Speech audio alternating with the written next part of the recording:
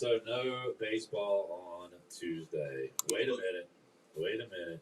What we got here? Wait a minute. Are we on? Wait a minute. We on, baby. We are there. Shout out, Big Dog. Thank you, BD, intern Victor, intern Avery, Shirley Rhodes, Wes Hines, RIP Bill Cope.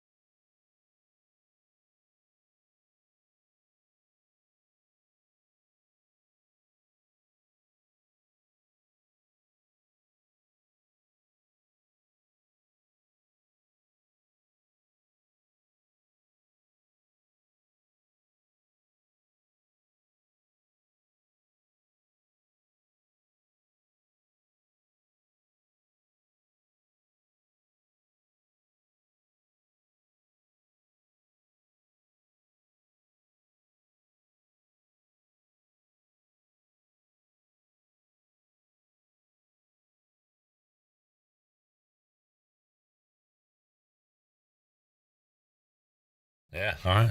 There we go. That was a saber. y'all. Yeah. What were you going to say about the Canes? By the way, you pointed at no camera. The camera's right there. That was for y'all. There's no camera over there. You look crazy doing that. Oh, man. But The whole time I was looking at that camera that's not there. I was looking at a stick. this is fun. But if there was a way that I could watch the Canes game, listen to Mike Maniscalco, oh my goodness, Maggle Maniscalco and Trip Tracy, but also see them in their booth, have like a booth cam. I don't know if you've been watching their videos, but I love the team of Mike Maniscalco and Trip Tracy and their passion for Hurricanes. That's crazy that you brought that up, because I was going to say this is more of a video. We can play the audio from it. But it's Trip Tracy assaulting Mike Maniscalco after the final goal. Here we go. This is 99.9, the Fan in Raleigh. He gets it to Hall. Hall whips it across. Blake with a shot. He scores! It's over! Series over! Jackson Blake wins it in overtime! What a countering burst in the neutral zone, partnered by Taylor Hall. Middle lane drive that eventually creates the passing lane because of that Stankoven middle lane drive. That Hall's pass after that burst of speed is available to Jackson Blake. Vladar got a lot of it with the glove. Trip Tracy, Mike Maniscalco, Trip Tracy dropping the elbow, the bionic elbow on him. That is like Martin Scorsese meme cinema. Absolute cinema, and it's just absolute beauty to the ears. History for the Canes. First team to go 8-0 to start the playoffs since the 80s, I believe. 88, I believe. Man. That Red hot. Fantastic. Hunter says, excitement time. It certainly is excitement time. Excitement time! We got 2 Hunters in the chat. No, we got a Hunt and a Hunter. We got the hunted and the hunter. In the hunt. Yeah. Speaking of in the hunt, the Panthers and Commanders in the hunt we sit here today for the 2026 NFL playoffs. So that's exciting. Jamie says, you damn right I'm in a mood. Between ECU baseball, the NBA injuries, tired of it. My man's tired. Take a nap, bro. Take a freaking nap, bro. I'm tired of this. I'm tired of losing to Purdue. Tired of losing ping pong balls. Hunter says excitement time. Guess who's not excited? Cliff Godwin. I'm not excited about right now. Shirley, let's get we'll get more throughout the day, but let's hear his opening comments on our New Blue Pirate Report. Pirates needed it bad and got the win on Sunday. Yeah, I told the guys it wouldn't be easy. I just was super proud of the way our guys showed up today. When the game challenges them at times, they felt sorry for themselves, and I could have told you during pregame yesterday that unless Norby threw a shutout, we weren't going to win. And I tried to get them going, and they just were feeling sorry for themselves and their feelings. And told them to play for the seniors because they're never going to have another opportunity to wear the purple and gold. And their intent during BP today, I could have told you we were going to play well. I couldn't tell you if we're going to win or not, but we're going to play well. And they were unbelievable.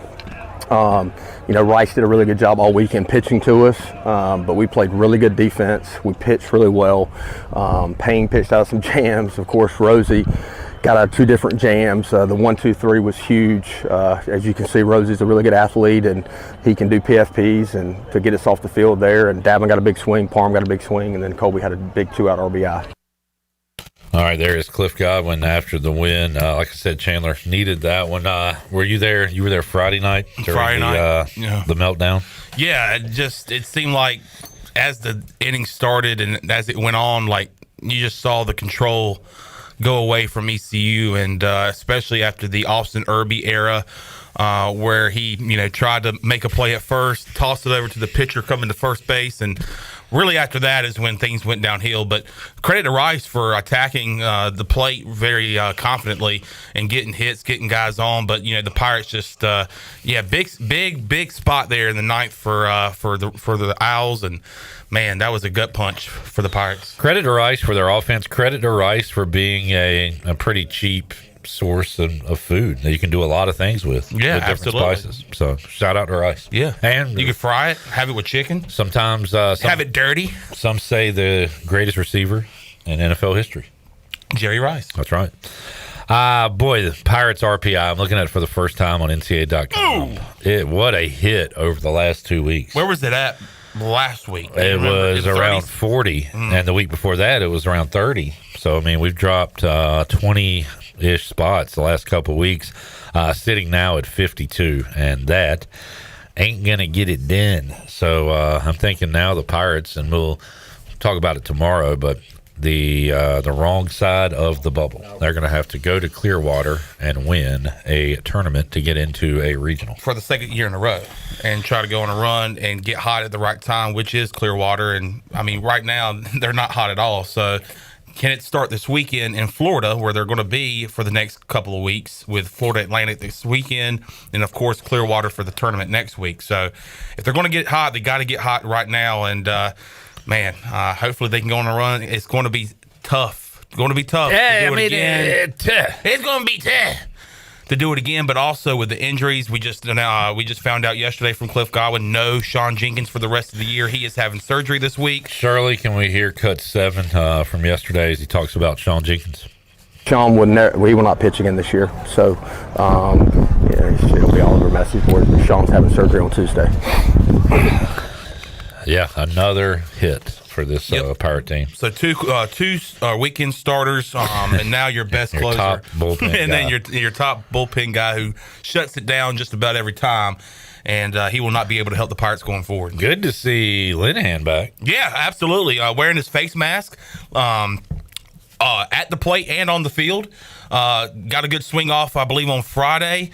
And, man, he does bring a great spark to that offense. And we just need some more people to kind of fall in line. But every time he walks to the plate, I'm like, man, this guy has a chance. And then how about Jack Herring? 51 total, 51 straight games on base. That's awesome. What if Linehan slides into second? The guy applies the tag, his other hand gets kind of caught in the face mask. Now, in football, you get called for a face mask, whether it's an accident or intentional. There used to be a 5 and 15. Now it's all just 15, right? If your hand gets caught in a baseball face mask, is that a penalty? Yes. If it happens at first, he goes to third. He goes 15 yards. So that could end up like halfway to home, depending on how many yards. I think, and then if that's the case, you just round it up and he goes home. Boom. All right. Hey, keep an eye on that, folks. And it should be reviewable, too. There was a lot of reviews there. From what I understand, everything's reviewable. As we were watching yesterday. Was it the first 2 plays of the game were reviewed? Back to back. Yeah. And then there was a time where ECU got back-to-back outs that took a really long time. And they were both outs. And they were both clear. Yeah. I mean, it was a waste of time because I believe there was one where there was a tag at third, where Walker Barron threw to third base, caught a guy stealing. And I was actually in the press box at that time grabbing something to eat. We watched the replay. It was clear. Then there was a play at first base where I guess Rice thought that he beat the throw, but it was nowhere near. So just back-to-back replays or reviews that there's no need for the umpires to go and check that out. Jamie said, should pitchers be playing in summer ball? Is that contributing to injuries? I don't know. Who's going to pitch in summer league if there's no pitchers? You mean like if it was up to Jamie, hey, no pitchers in summer league. It's T-ball? It's machine pitch. No, it's coach. Your dad pitches. Yeah, coach pitch. Lob it up there. I don't know, Jamie. There's a lot of factors, and I don't know all the factors with these specific injuries. But, I mean, it's a valid question. I'm sure some aren't. These hurt guys are definitely not going to be pitching in summer ball. All right. Anything else before we let Chandler say goodbye? We hit the Canes. We hit the Pirates. Anything else you're watching in the sports world? No. Is PGA Championship coming up this week? Or is that in the next couple of weeks? I'm not sure. I thought I saw a preview of that the other day. Truist Championship was going on in Charlotte this past weekend. Championship starts on Thursday. All right. At the Aronimink Golf Club. What's that? Where's that? That's in Pennsylvania, west of Philly, in West Philadelphia. That's born where, and raised. Was Will Smith born and raised there, or just the character Will on Fresh Prince? What is Will's last name on Fresh Prince? Shirley? No? Will? I don't know. You're the pop culture queen. His uncle, they're the Banks, right? Yeah. Will Smith's last name in Fresh Prince. Is it Smith? Hold on. Let me... I want to say it's Smith. I think it's Will Smith. Will's last name is Fresh Prince. It's Smith. It's Smith. All right. Hey, the Queen of Greenville does it again. Do you have that cut? I do. You better. Of course, the Queen of Greenville does it again. Anytime Shirley does something, we got to play that now. The Queen of Greenville. Of course. Of course, the Greenville. Oh, we got one thing. That's a great question, man. Cliff, this is what a good host does. Why Cliff makes the big bucks. He's the king of Greenville. This is why, right here, right? Oh, Shirley. King and Of Queen. course, the Queen of Greenville does it again. Your Majesty. We have an announcer. This is not a flub. This is not a mistake. It's more of an incident, a baseball announcer incident. Let's hit that real quick. I saw this over the weekend. The 1-1 coming towards me, and it just hit me in the stomach. That was quite unfortunate. I am all good. Don't even worry about it.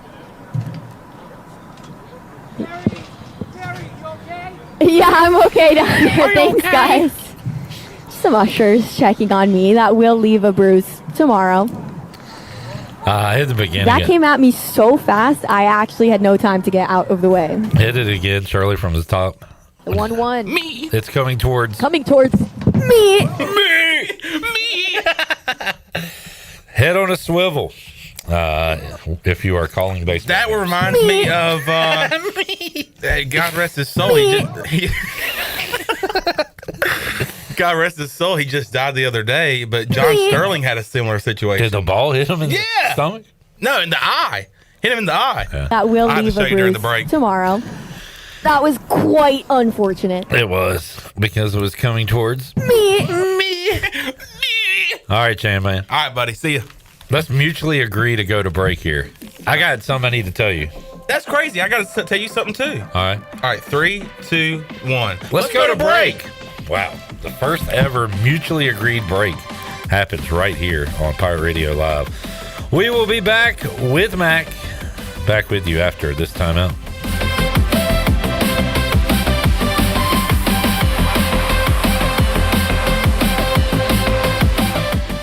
We got the bases covered when it comes to having fun. Plus the Down East Bird Dogs pay. Tuesday night, join Bojangles inside Kinston's historic Granger Stadium for the Down East Bird Dogs opening night. Play ball!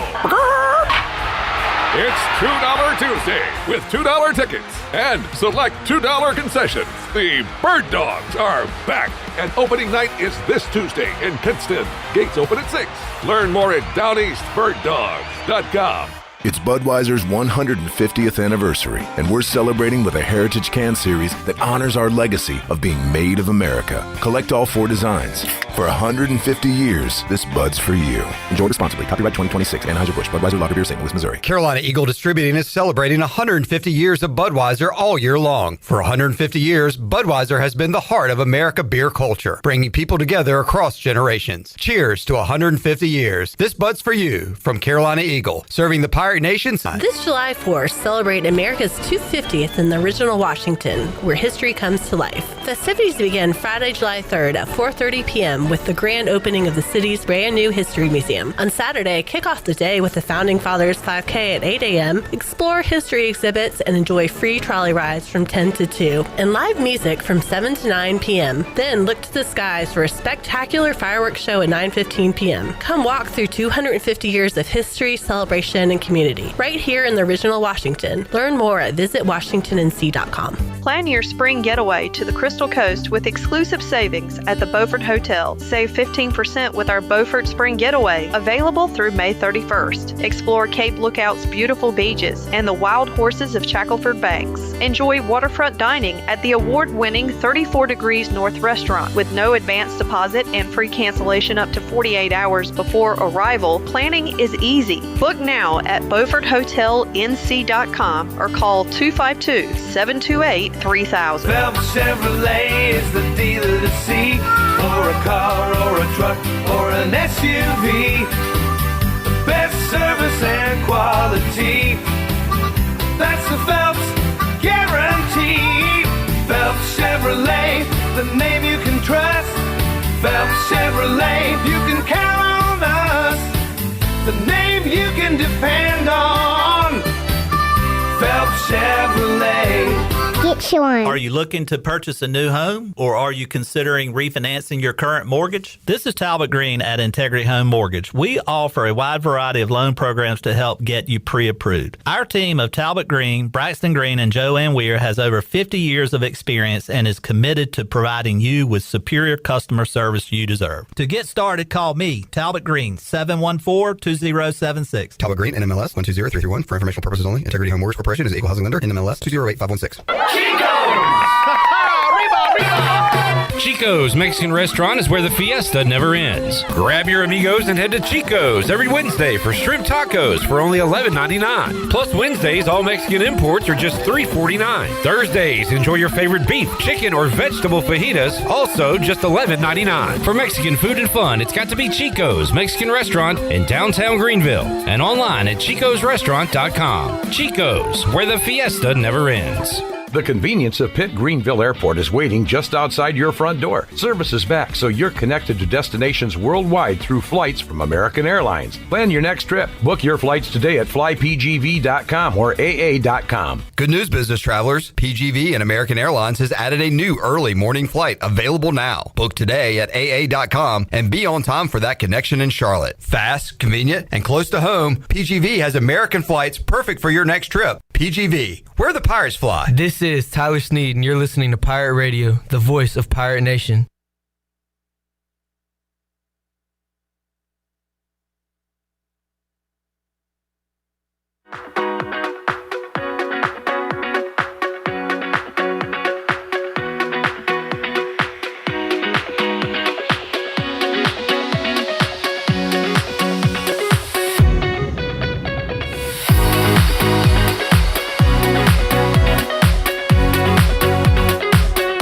You're listening to Hour 1 of Pirate Radio Live. The Pirate Radio app is available now. Powered by Carolina Caliber. Download the app today and have Pirate Radio at your fingertips. Now, back to the show.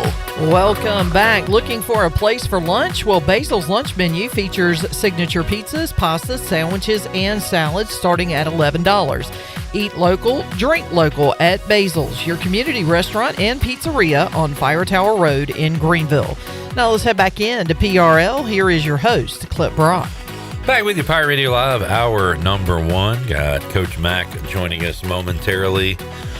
Luke, I am not your father. Luke says, say ECU went 3-0 this weekend. UTSA goes 0-3, which will put ECU as the regular season champs. Would they still not get in with a low RPI? I don't know. I think at that point you might be looking at a one-bid league because UTSA's RPI is not much better than ours. UTSA on the year 34-17. If East Carolina went 3-0, 33-21-1, and they'd be 17-10 in conference play. Well, there are a couple factors. I think John Gilbert's on the committee, right? So you would be regular season champ. You have the name factor and the tradition, and you're in every year. So people in the baseball world think highly of East Carolina, and you're the regular season champ. I don't know. And then what? You win all the way to the conference championship, win out to that point. So then you'd have what? Maybe Well, you get a bye to the semis as it is, right? With the 2 seed, so that wouldn't add many more wins for your overall total. So I don't know, Luke. I'm going to say right now you need to win in Clearwater to get in, unfortunately, with the way these last 2 weekends have gone. Coach Mac McCarthy joins us on the Turner Home Team Alive line. He knows something about looking at that bubble and seeing if he's on the right side of it or not. Coach Mac, how you doing, sir? I am good. I know a lot about the bubble, covered the bubble a lot, and now you got bubble in all sports, I guess, and the bubble will be very interesting next year for men's and women's basketball because there'll be a bunch of bad basketball teams on that bubble. Yes, there will. We'll talk about that in a moment. Generally speaking, Mac, I know you haven't followed ECU baseball, but Pirates have gone from a 2 seed to a 3 seed to now on the wrong side of the bubble, most likely, after dropping 2 to Rice over the weekend. How much credit did the teams get in the committee room for their name? Like East Carolina is not going to move any needles, in the basketball world and unfortunately the football world as well, with just being a non-power school at this point. But in the baseball world, East Carolina means something. So does that give them any kind of edge on, say, a UTSA who did good last year but does not have the pedigree of an ECU? Oh, I think so. I mean, all these people are human. It's not like it's just a statistical analysis and they're spitting it out of a computer somewhere. These people are baseball people, and they know the history of East Carolina and other really good programs. So yeah, I think there's a little benefit of the doubt. The problem is that you say, well, when all things are equal, tradition matters, but very seldom are all things actually equal. That's a hard thing to quantify. But yeah, I still do think it helps. I do. Mac McCarthy joining us on the Turner Home Team Live line. Mac saw a little bit of clarity on what this new basketball tournament will look like with the expanded teams. I was complaining last week, reading over some of the new features of it, and I saw that the play-in games will be played on it was either Tuesday, Wednesday, or Wednesday, Thursday, and I lost it. And I said, this is crap. This is garbage. How are they going to change the schedule? And then I saw at the very end of it, as we were going to break, that I was reading the women's format.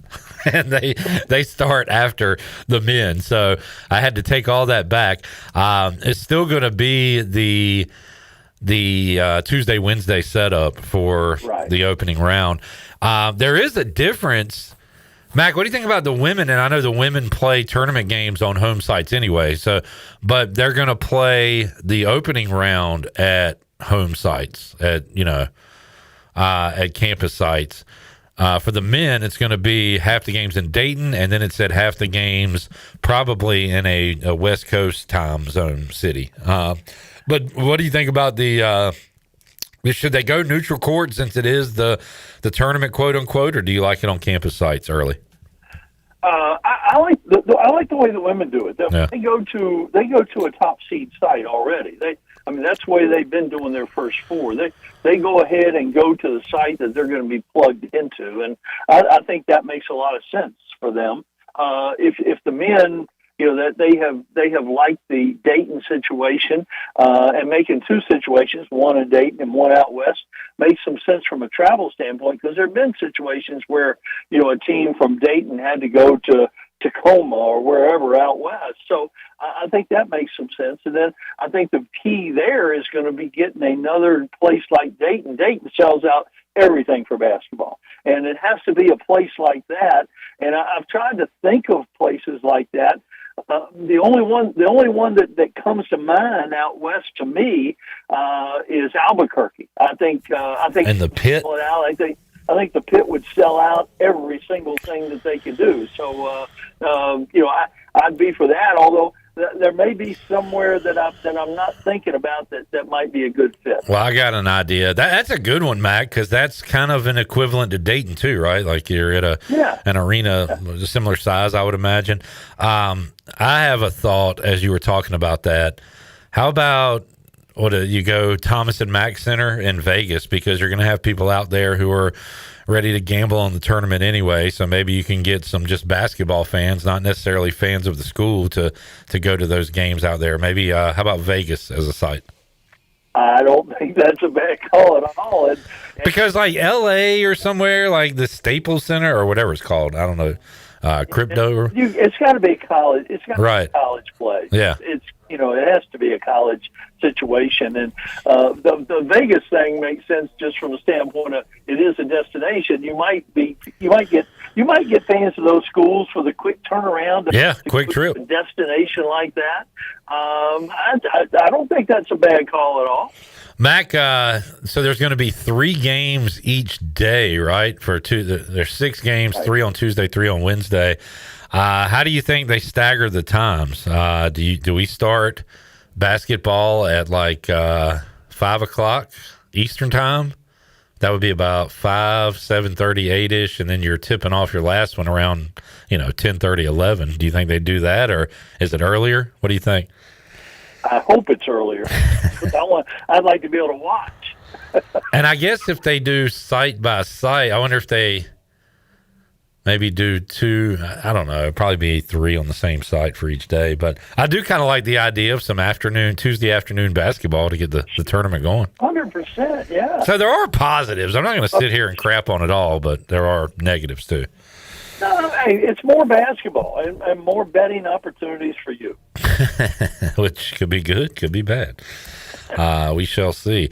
The Canes have been good to me, betting wise, Matt, because they do not lose. Here's your hockey update. Hurricanes have played 8 playoff games, and they have won 8 playoff games. And now, usually teams wait to go to Cancun or whatever when the season's over. The Canes can go ahead and do it now, because they're going to have like a week and a half off if this Montreal-Buffalo series lasts a while. And right now it's 2-1, and I got a feeling it's going to go 6, probably 7 games. Well, at least they can go while they're still winning. It's not like you get beat and you've got to go to right. What is Barclays and Galveston and that dirty old water washing up on the shore. Speaking of Barkley, he played a little physical. Did you see Victor Wembanyama's elbow that he threw yesterday? Yeah. I think an elbow that skinny, I'm not sure it's a foul. Oh, not even a. I was going to ask if he'd be suspended. You said not even a foul. There will not be a suspension, by the way. He will play in Game 5. You okay with that? Yeah. We've softened up this thing. Although the games are pretty much wrestling matches. Goodness gracious! And if you don't foul somebody, they're going to make every shot. So I've watched a little bit of some games, but not a long period. But just enough that if you asked me a question, I'd have a little bit of an idea. Yeah, I'm kind of struggling on finding somebody to root for. If the Knicks weren't wearing New York jerseys, they would be the team I root for, because I do like Jalen Brunson, and I just like Madison Square Garden when it gets going, but I just can't root for a New York team. I don't like the Pistons, really. I don't like the Cavs. Can't pull for I was pulling for LeBron, but that doesn't matter. He's going home tonight and can rest because the Thunder are going to close them out. So it's tough to watch, Mac, when I don't have a rooting interest. I guess you can watch just as a basketball coach, but I need a rooting interest somewhere. Yeah, I can, and no. The only time I like a rooting interest is on Sundays with NASCAR, and you know about that and how that's going. Were they off for the moms yesterday, or did they race? Oh no, Watkins Glen. Okay, Watkins Glen. It was a big race, good race, a really exciting race in my opinion. Well, the SVG wins it, although it says late surge. Who was leading most of the way before he came back? Well, no, he led the whole race. He got shuffled out on a pit thing where he stayed out a little bit longer, and he came from 29 seconds down in 21 laps to win the race. Wow. Okay. Well, so it was unbelievable. Man. Okay. So where do we go? Was leading a lot of the race. Who's that? And Connor Zillage, the guy you made fun of me for taking, he and SVG were the class of the field, and he led quite a bit of the race. And then some guys took over who weren't going to win just because they were they had stayed out on a different fuel strategy, but different tire strategy ended up. But it ended up, I know we don't talk about this till the end of the show, but it ended up being very, very exciting, and he just kicked everybody's behind.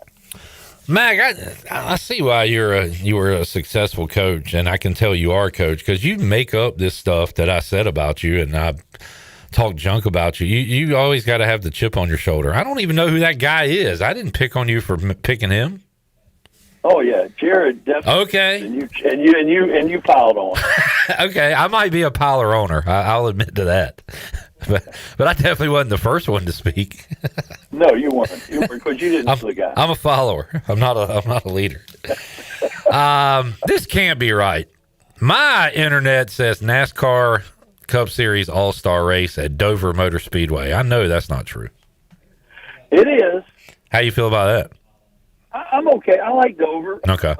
I kind of, I don't mind it moving around, but for the team's sake, it was awfully good in Charlotte, I thought, and gives them a weekend there that they don't have to travel and stuff. But if you're going to go to a track, go to a good track, and Dover is a good track, the Magic Mile. And then after that, you've got the longest race of the year, right, in Charlotte?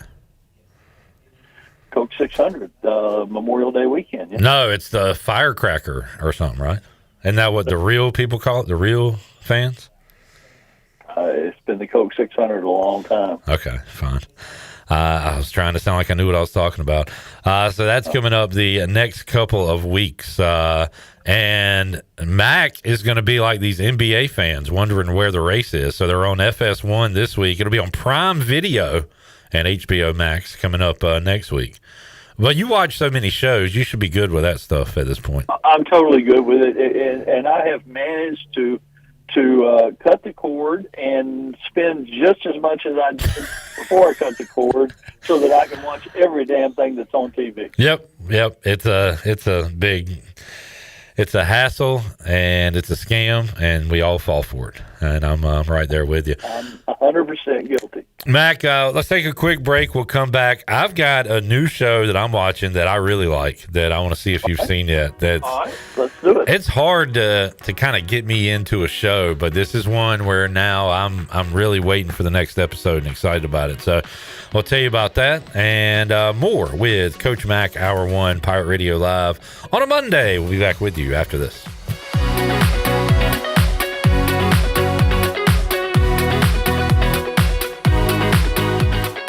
Do you ever talk to yourself about where to eat today, and then you hear Warren's Hot Dogs? Then you're thinking, yeah, 2 hot dogs, chips, and a drink for $7.50 would be awesome. Warren's Hot Dogs. And maybe some homemade lemonade, perhaps a pizza or a sub, and definitely an apple or peach turnover. Warren's Hot Dogs. Don't overthink where to eat today. Go to Warren's Hot Dogs in Greenville across from Ron Ayers, or in Chocowinity next to the fire station. Warren's Hot Dogs, serving the Pirate Nation since 1991. Go Pirates!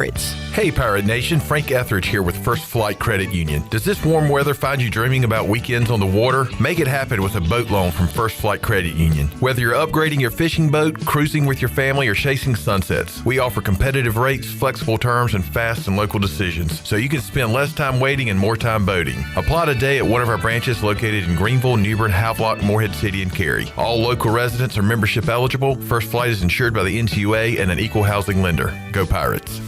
Vacation should be about relaxing, not wondering about what's happening back home. With SCI Technologies, you don't have to. Your property is protected from every angle. Cameras watching, fire protection, the alerts are there before a small problem becomes a big one. And if something does happen, you know instantly. A motion alert, a quick glance at your phone, and you're back to relaxing.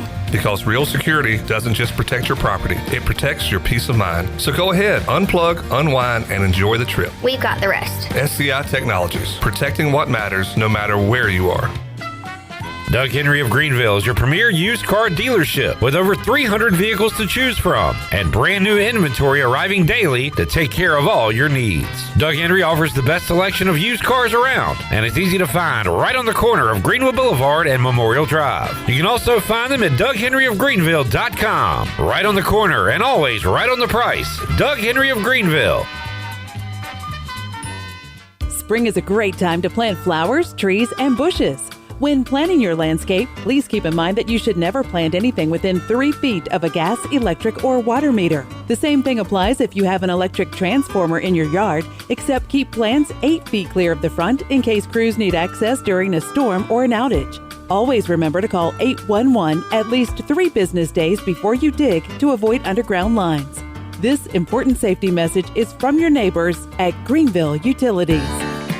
Looking for your new favorite hangout spot? Come on down to the Doghouse Tavern, Aiden's veteran-owned crown jewel on 2nd Street. From open mic Mondays to music bingo Thursdays, there's always something happening. Enjoy daily drink specials, one of the best bar menus around, and live music that'll keep you coming back for more. Grab your friends, kick back, and support local at the Doghouse Tavern. Check us out on Facebook to see what's on tap this week. The Doghouse Tavern, where good times and great vibes live. Attention furniture buyers, save now during the massive store closing liquidation at Bostic Sugg Furniture. After 89 years in business, they're closing their doors forever. Time is running out. All remaining Serta mattresses and Lazy Boy recliners must go. Every mattress and recliner in every size and comfort level, all priced to sell immediately. You will never ever see Serta mattresses or Lazy Boy recliners at such drastic low prices again. Hurry to the massive store closing liquidation at Bostic Sugg Furniture, 2115 East Fire Tower Road in Greenville. See store for details. If you're looking for a delicious home-cooked country breakfast or lunch, look no further than CD's Grill. CD's Grill in Winterville has the best country cooking around. Start your day with CD's mouth-watering homemade cheese biscuits, eggs cooked to order, and pancakes so big and fluffy there's no way you leave hungry. Open Monday through Friday from 5:30 a.m. until 2 p.m. and Saturday from 5:30 to 11 a.m. CD's has lunch specials and an all-you-can-eat salad bar. Stop by, say hey to owner Jason Brown and the CD's crew. CD's Grill, 111 West Fire Tower Road in Winterville. CD's Grill, the best country cooking around. This is Coach Gary Overton, and you're listening to Pirate Radio, the voice of the Pirate Nation.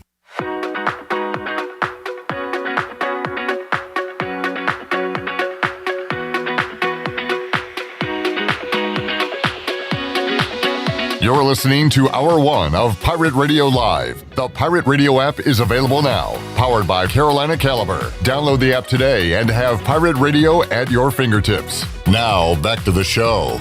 Welcome back. Greenville Utilities Neighbor to Neighbor program provides help for those who need temporary assistance with their utility costs, and you can make a difference. Your tax-deductible donation can be added to your GUC bill each month, or you can make a one-time donation. GUC matches all donations up to $20,000 each year. Consider helping a neighbor with GUC's Neighbor to Neighbor program. Now let's head back in to PRL. Here is your host, Clip Brock. We got an awesome Pirates in the Pros update coming your way. Big weekend for ECU in minor league baseball. And, hey, back-to-back Nerfies Saturday and Sunday from Trey Savage and Gavin Williams. Unfortunately, after I was putting Gavin in the All-Star game and Brandon Manning gave him a Cy Young last week, he went 0-2 for the week. So that's about par for the course. I should keep my mouth shut moving forward. But Trey pitched well. Gavin pitched well for a while, but got his third loss. We'll hear some of those highlights coming up later on. Right now we got Coach Mack on the Turner Home Team Live Line. Mack, speaking of ECU athletics, Pirate basketball, picking up some commits last week. 6'9" guy that shot 38% from three. You'll take that anytime you can get it. And also Maxim Klitschko. So I saw the name and said, I wonder if he's the third Klitschko brother. Do you remember the Klitschkos, the boxers from back in the day? Yeah, for sure. Yeah. Well, he's not a third brother. He is the son of Vitaly Klitschko, who was one of the brothers. And Vitaly now is the mayor of Kiev in Ukraine. I don't know however you say that. But he is 7'2", and I've seen some highlights from a few years ago. I hadn't seen anything new, but he is a coordinated 7'2". You know, you get some 7-footers that are still growing into their body. He can take a couple of dribbles from the top of the key and make a layup. It looks like he's more of an inside presence, but man, 7'2". We'll see how he does with basketball. But getting a Klitschko here to Greenville is very interesting. Yeah, that's very cool. And if a fight breaks out, I'm glad he's on our side, right? Absolutely. If we're going to throw haymakers. Did you recruit any famous people's, probably some famous athletes, but like any, let's see, who is it? Greg Hudson was saying at Notre Dame, his son was it Purdue or anyway, John Bon Jovi's kid played college football somewhere. So he got to meet Bon Jovi on the sideline. But did you have any like celebrities' kids or famous athletes' kids you were recruiting at all? Not that I can remember.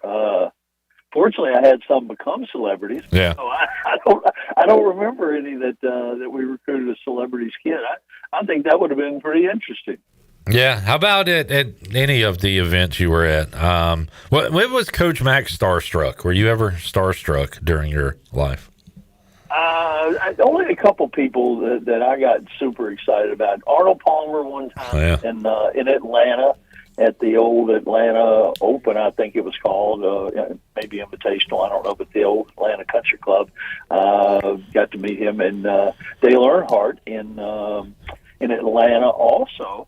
At the track, my car dealer had a condo in what now is turn 4. It was turn 2 at the time, and Dale Earnhardt was right above him. So we ran into him multiple times coming in and out of the condo, going to the race or practice or whatever it was. But those are probably the two that I was most starstruck by. Very cool. Mac McCarthy joining us, Turner Home Team Live Line. All right, Mac, the show I'm interested in is on Apple TV, and that show is called Widow's Bay. Have you heard of it?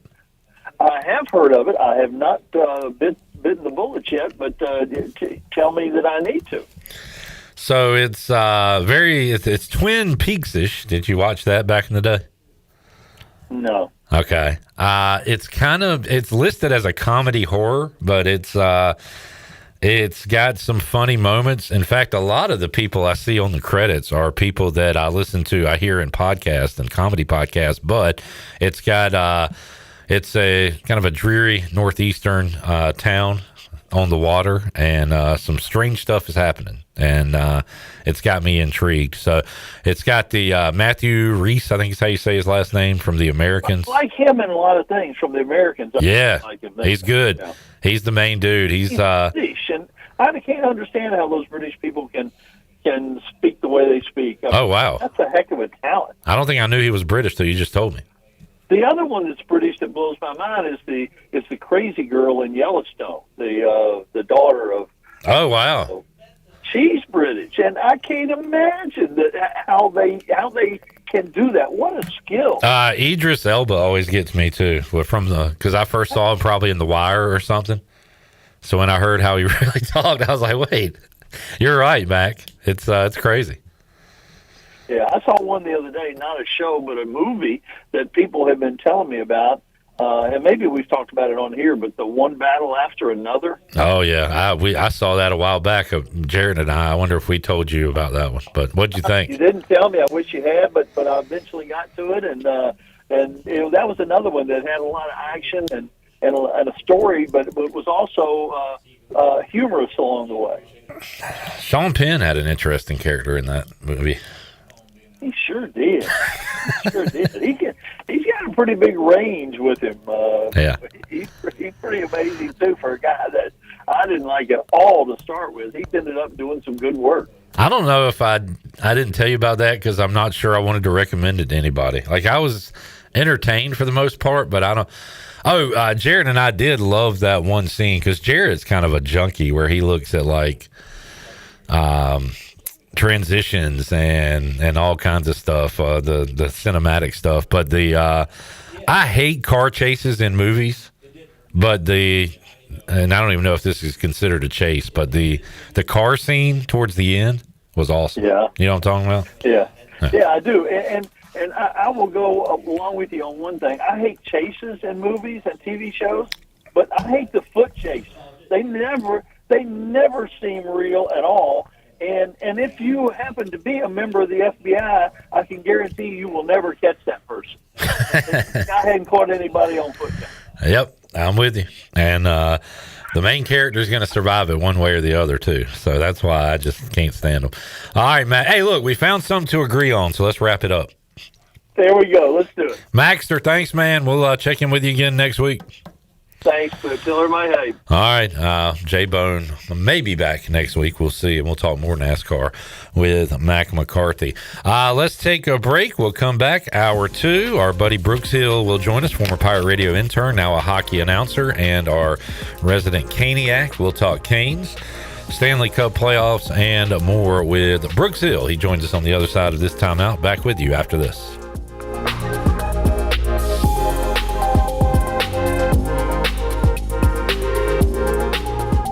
When it comes to protecting your home, don't gamble with just any roofer. Trust the pros at the Boone Group Roofing. Locally owned by Toot Boone, they've been serving all of Eastern North Carolina with honest, high-quality roofing you can count on. They offer no money down, and every job is backed by a 5-year workmanship warranty because your roof should be done right the first time. Don't wait. Call today at 252-714-0021 for a roof that's built to last and service you can trust. The Boone Group Roofing is on top of their game. The Toot Boone Boogie. College is hectic, but where you live shouldn't be. At Pirates Cove, you get your own quiet space and private bathroom. With 2 pools, a fitness center, EV chargers, the only student property with a new soccer mini pitch field, a business room for focus, and a quick ride to campus.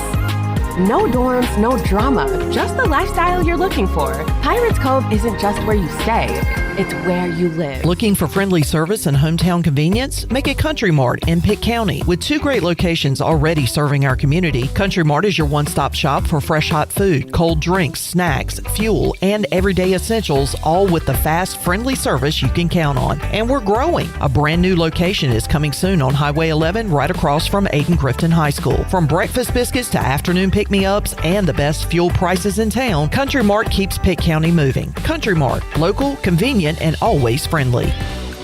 The new Papa John's oven toasted sandwiches are here. Try the Philly cheesesteak, chicken bacon ranch, and steak and mushroom starting at just $7.99. Chef-crafted oven toasted sandwiches filled with fresh toppings, melty sharp cheese, and savory sauces on ciabatta bread, brushed with special garlic sauce, and toasted. Available for pickup or delivery. Place your order online at papajohns.com and sign up for Papa Rewards and start earning points for your favorite menu items. Papa John's. Better ingredients, better pizza. Go Pirates! Are you tired of dealing with IT headaches? Does this sound familiar? Phones, Wi-Fi, or email always acting up? Are you afraid of phishing scams, data breaches, or ransomware attacks? Every minute your systems are down, you're losing money. If you're nodding your head, it's time to call cybersharks.net. We handle IT so you can focus on growing your business. Fast, reliable, and always there when you need us. Call 321-7800 today and get IT support that actually works. Cybersharks.net. We keep your business swimming. The Buccaneer Music Hall is your beacon of music in the land of the Pirates in ENC. Open at noon 7 days a week with live music. Come enjoy sports trivia with me, Clip Rock, every Monday. Tuesday and Wednesday, it's live local acoustic night, along with line dancing from 7 to 9 on Wednesday. Thursday, there's a brand new lineup with Singo starting at 8, followed by karaoke with DJ Dog. Ladies and free both Friday and Saturday nights with the best local bands in the area. Finish the weekend with free games and DJ Kids Scene. Y'all come get bucked up. It's bow time. Sometimes the craving for Bojangles Supremes is so strong you just gotta have them, even when your gas tank is on empty and Bojangles is still 10 miles away. Nothing beats the flavor of Bojangles' juicy golden Supremes, especially when they're part of a perfect combo with 4 boldly seasoned chicken Supremes, a made-from-scratch biscuit, fixin', and some legendary iced tea. The only thing that can satisfy your hunger is that delicious southern flavor. So when the craving is supreme, order ahead on our app and put the pedal to the metal. It's bow time. Looking for a zero-turn mower? Buy what the pros buy, where the pros buy at Ron Ayers Motorsports, your local authorized Hustler dealer. Shop the full lineup of Hustler residential zero-turn mowers, known for their reliability, speed, and heavy-duty build quality. Hustler mowers all feature thick fabricated decks, one-piece steel frames, and Hustler's trademark smooth track steering. Come see us today at Ron Ayers Motorsports, Highway 11, north of the airport in Greenville. This is Pirate Radio, WGHB Farmville, 1250 and 92.7 FM Greenville, WDLX Washington, 930 and 104.1 FM Washington.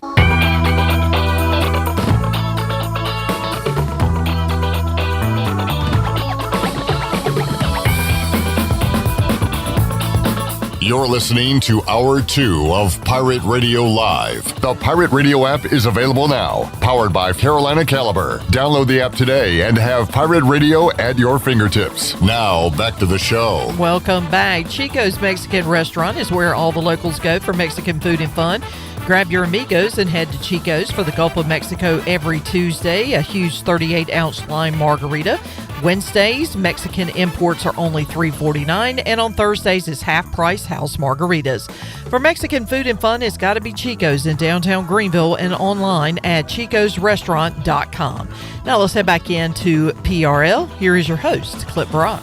All right, back with you, Pirate Radio Live. Coming up on the show, we will talk to Brandon Golden, little Pirate Baseball, MLB, and more. Also, Keita Sneed. I'm excited to talk to Keita.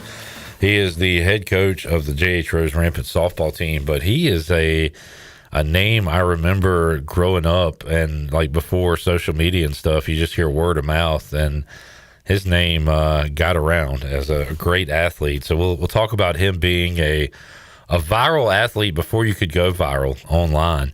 And his playing days, but also his J.H. Rose Rampant softball team playing well and got round 3 of the state playoffs coming up on Tuesday. So Keita will join us later. Brandon Golden will join us later. Brooks Hill joins us now on the Turner Home Team live line. Brooksy, how you doing? What's up, Clipper? Doing good. All right, we'll talk Canes, but we all want to know, did the Binghamton Black Bears win another championship? Absolutely we did. We won it on Saturday night in Game 4, beating the PD Ice Cats 4-2. So we got to do it in front of a sold-out crowd, and then we burnt the town to a ground, they would say. Another ring for Brooks Hill and a sold-out crowd. That's cool, Brooks. Like, how would you paint the picture for us here in North Carolina? Like, I remember the Raleigh Ice Caps and in Dorton Arena a long time ago, before you were born, probably, Brooks. But going to those games, I don't remember it being like sold out or anything. But how does Binghamton like rally around that team and make it its own? Does it have that hometown feel when you play, especially in the playoffs, I guess? Well, it's funny you say that. The name of the song for our opening video is actually called Home Team by a band called Lakeview, and they have really come together. They've had pro hockey in this town for 54 years now. Now, that's been across some different classifications of pro hockey, the highest being the AHL, which is just a step below the NHL, like AAA hockey. And the Black Bears have been the team in this town for the last 5 seasons, and we're the first team in single-A hockey history to win 3 straight titles. And we're very fortunate that we've been able to do it all on home ice. And the community has really gathered around this team. At first, 5 years ago, a lot of people were standoffish because they were used to AAA hockey. And some people stuck their nose up at us, kind of like how people stick their nose up at ECU. But once you're in the weeds, as they would say, and you're around it, you fall in love with the guys. And we've had a couple of guys who have been here all 5 years, and we had 8 guys who have been a part of all 3 championship teams. And it was really nice to see all that come together on Saturday night. Very cool. Brooks Hill able to see his team win it on their home ice Saturday night. Does that mean you were unable to watch the Canes go ahead and clinch round 2 and sweep the Flyers on Saturday? Well, you know what? Live, I was not able to catch it because I wanted to make sure I did my team justice in being prepared for a championship clinching scenario.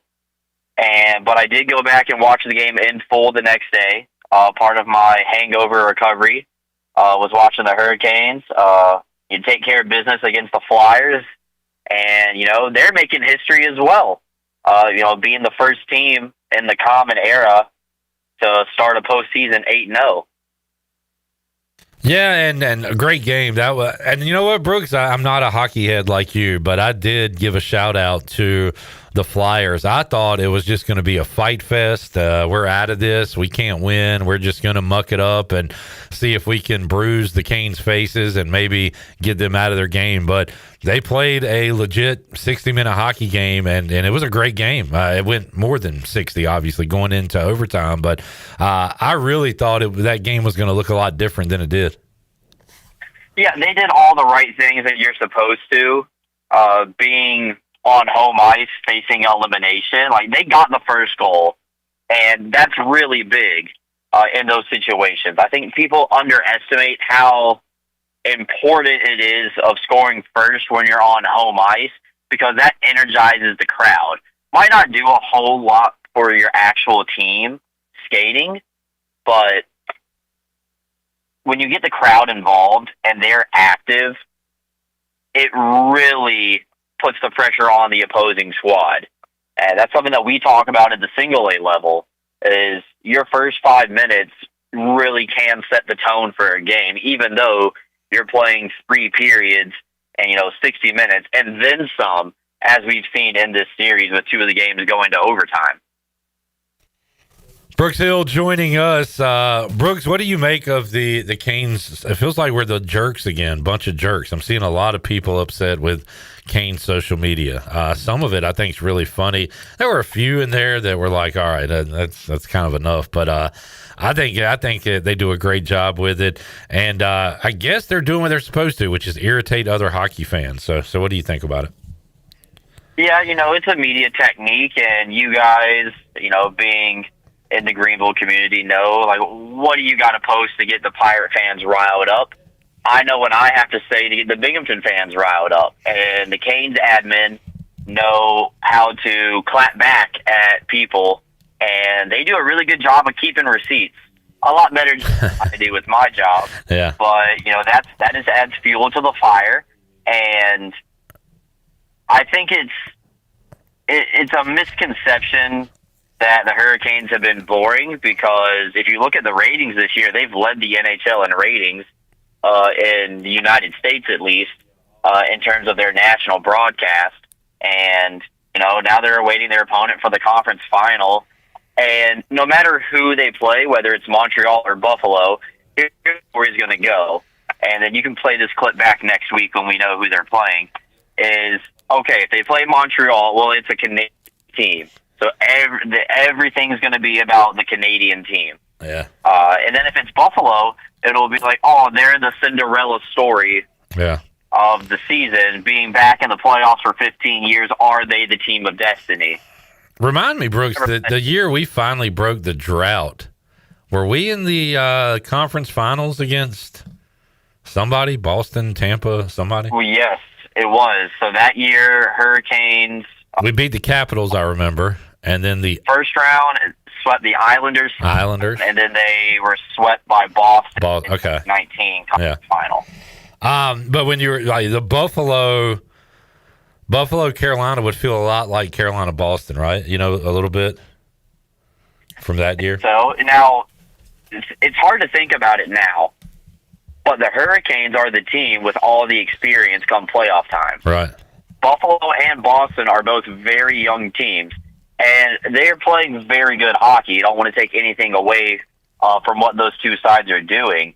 It's just the Hurricanes have proven that they can outscore their opponent if they need to, but then also they haven't allowed more than 2 goals in a game.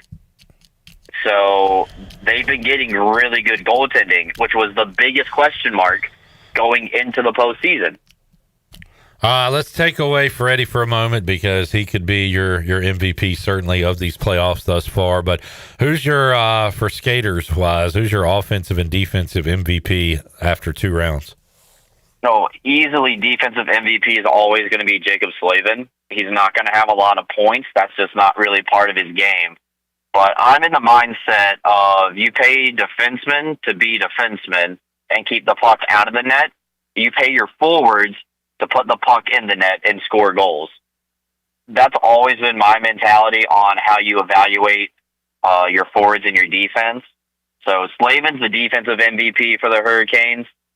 And then so far through 2 rounds, very hard to say it's not Logan Stankoven. I could understand Taylor Hall if you wanted to say him, but Logan Stankoven has scored, I believe, 7 goals now in 8 games in the playoffs. Hard to believe the Hurricanes have only just played 8 playoff games, and he's got a goal in 7 of them. So I think realistically Freddie is leading the charge, but I think Stankoven's second, right behind him. And, I'm kind of, hey, if you're not scoring and I'm not seeing your names, and that means you're not doing anything, but you can affect the game a lot of ways on the ice, obviously. But still feel like Sebastian Aho, other than penalties, haven't heard his name much at all this postseason. You haven't heard it as much because he is not scoring as much. He only has 3 goals this postseason, and 2 of them are empty netters in the same game.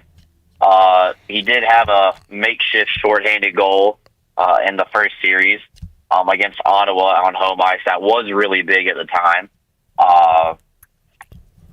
But I think things are about to open up for his line with Jarvis and Svechnikov. And we talk a lot about in hockey the matchups of who you're playing against on the ice. You know, it's not just, we're going to send 5 guys out there, and then the next 5 are going to go, and then the 5 after that. There's a little bit of method to the madness of where you want Sebastian Aho playing against certain people on the other team, and that might be different based on Ottawa or Philadelphia. And then Philadelphia, when they're on home ice, they might want Trevor Zegras to play against Stankoven, Hall, and Blake rather than Aho, Svechnikov, and Jarvis. So now that we have 2 rounds under our belt and the Stankoven line is really the top line right now in offensive production, we might see teams try to match up against them rather than the Aho, Jarvis, Svechnikov group. That frees them up a little bit more, not playing against teams top-level defensemen, if that makes sense. Yeah, it kind of does. Brooks Hill joining us on the Turner Home Team Live Line. Brooks, who is your pick to play the Canes? Right now, Montreal, after last night, 2-1 lead over Buffalo. Are you going with the Canadiens, or can the Sabres come back in the series? Buffalo can definitely come back. I think top to bottom, Montreal is a better team overall than Buffalo is. I think Montreal has better goaltending, and I think Montreal just has a little bit more forward depth. Special teams is really big in the playoffs, and the Sabres power play has kind of struggled a little bit after they were red hot to finish the regular season. So I wouldn't be surprised if Buffalo can make a comeback. They could still win the next 3 games and win the series 4-2, and that wouldn't be surprising at all. But I think Montreal does have a little bit of a deeper squad, and I think the longer you go in the playoffs, the more you're going to need your depth, and that's why it's a good matchup for the Hurricanes, because they already play pretty deep.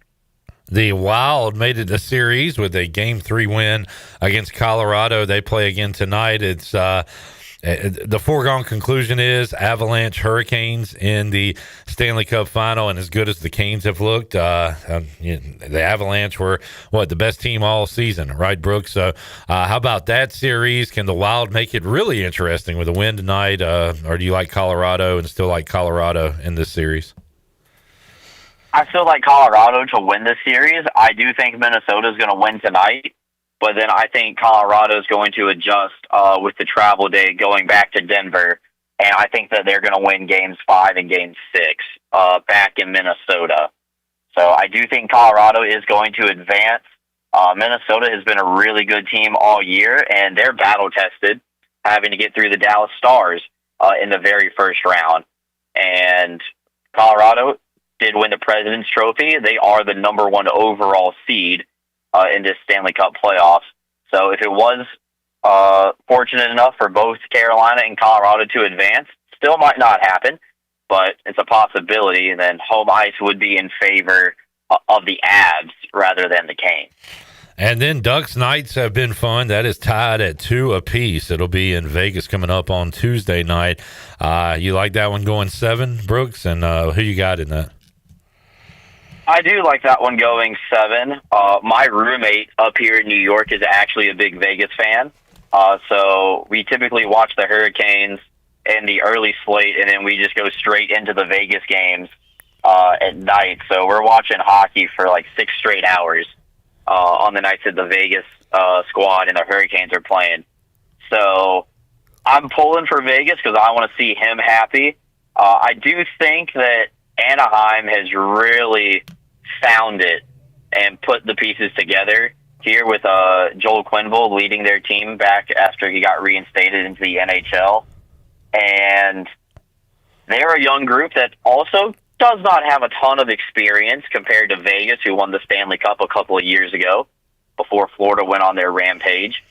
And I do think Anaheim is going to beat Vegas in 7 games, but I think it's getting the distance. All right, Brooks Hill joining us talking hockey here on a Monday edition of Pirate Radio Live. Brooks, will keep in touch with you and talk about this next series when we find out who will be playing and get a couple games under our belt. But appreciate you joining us, and congratulations to you for calling another championship in Binghamton. Thank you. I appreciate it. If you want to go back and listen to the final call on YouTube, Binghamton Black Bears, it's our last live stream. And for the first time, I didn't stutter over myself giving the final championship call, so I'm very proud of that. So you and Shirley go give it a listen for me. Shirley, can we pull that up during the break and play it when we come back? Brooks' final call in the championship. We'll do that. All right, Brooks. Thank you, buddy. We'll talk to you later. All right. Thank you, guys. Go Pirates. There is Brooks Hill joining us. Turner, home team live line, talking Canes and Stanley Cup playoffs tonight. It is Colorado and Minnesota. Wild win it on Saturday night, and Colorado leading the series 2-1. We'll take a break. When we return, we'll see if we can find that Brooks Hill final call cut. And also got our Pirates in the pros. East Carolina getting it done on the diamond over the weekend. Got that on the way. Pirate Radio Live back on a Monday after this.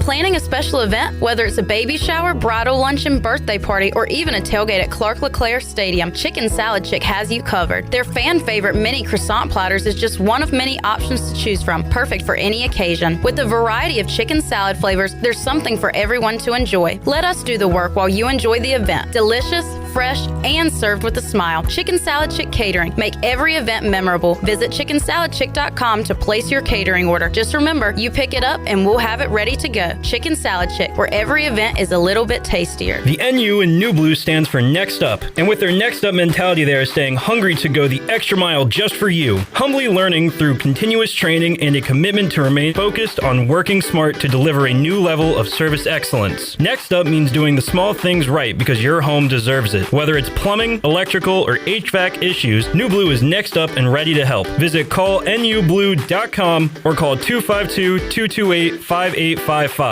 New Blue Service Group, redefining service excellence. Go Pirates!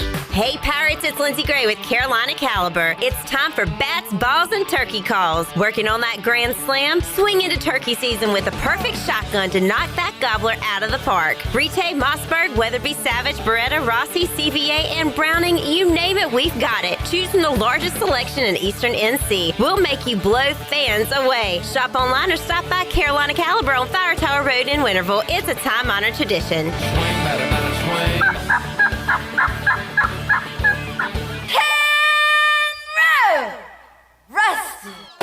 It's time to shack things up at Burrito Shack. Whether you're craving bold burritos, tasty tacos, or crispy nachos, they got the flavor you're looking for. Made from scratch, chef-inspired, fresh Mex cuisine, served up with a side of laid-back beach vibes. Fast, fresh, and totally delicious, Burrito Shack is where flavor meets the coast. Located in the Lowe's Food Shopping Center in Winterville. Quick, crafted, coastal. Burrito Shack.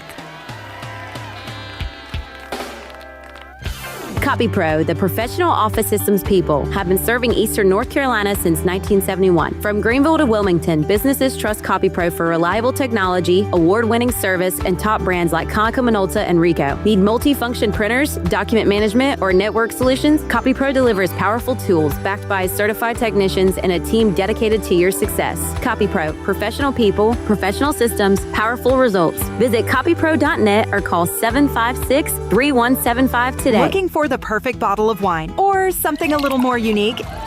Discover Simply Divine Oil and Wine in Arlington Village. With a huge selection of hand-picked wines and gourmet olive oils, there's something for every taste. Not sure what to choose? Kimberly and her expert team are always ready to guide you, answer your questions, and help you find your new favorite. Join the fun with wine tastings twice a month or test your knowledge at trivia every Thursday. Follow Simply Divine Oil and Wine on Facebook and Instagram to stay in the know. Simply Divine Oil and Wine. Elevate your pour.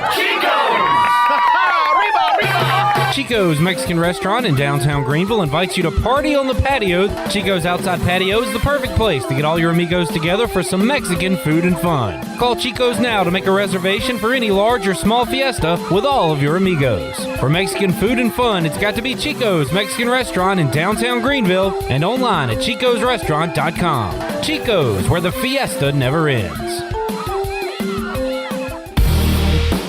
Your future is full of possibilities, and Pitt Community College can help you explore every option. You can earn a degree, learn a trade, transfer to a university, or launch a new career.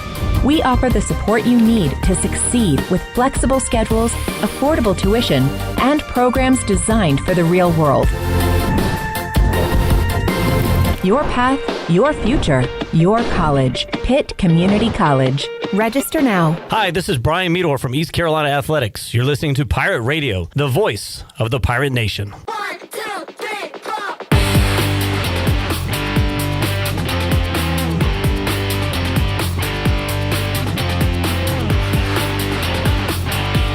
You're listening to Hour 2 of Pirate Radio Live. The Pirate Radio app is available now, powered by Carolina Caliber. Download the app today and have Pirate Radio at your fingertips. Now, back to the show. Welcome back. Russell's Clothing in downtown Washington has everything you need for game day or any other day for men and women. Whether it's dress casual or even a formal occasion, Russell's has you covered. Russell's has served Eastern North Carolina and beyond for over 40 years with quality clothing and personal service. Russell's Clothing on Main Street in downtown Washington, a proud part of Pirates supporting Pirates. Now let's head back into PRL. Here is your host, Clip Barak. Back with you, Pirate Radio Live. Hunter says Keandre Miller has been an underrated addition for the Hurricanes, this Hurricanes team. He might be my favorite player the other night when they were winning Game 3 by 3 goals, and the Flyers guy is trying to get him in a headlock and punch him, and he's just laughing at the guy. That was a great moment. He looks like a linebacker out there.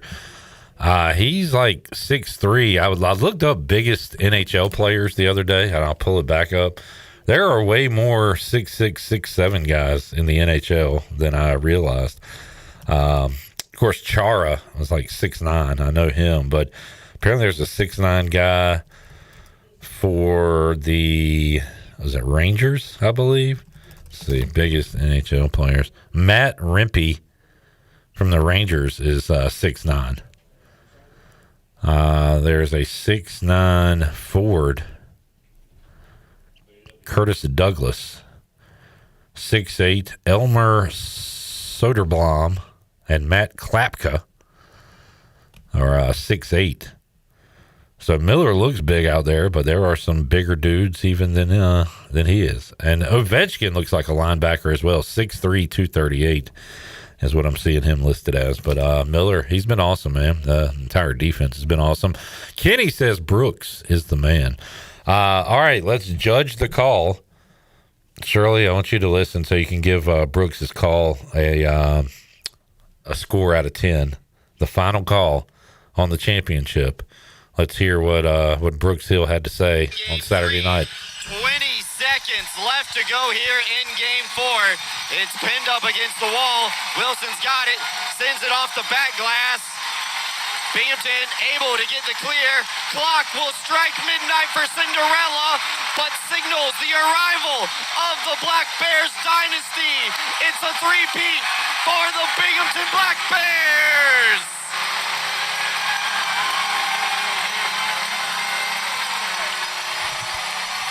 All right, so you've got the Jim Nance line cooked up, a predetermined line at the end. Clock strikes midnight for Cinderella, but signals the dynasty for the Binghamton Black. And he hits Black Bears right as the horn sounds. Which is good. That's very good. Very good.